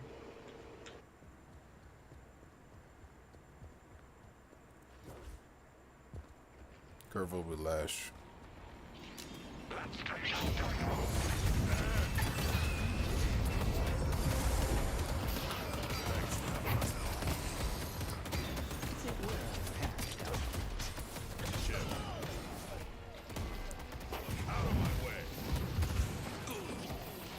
Good games, guys. Good games. Yeah, Refresher is dumb as fuck. This day will be remembered.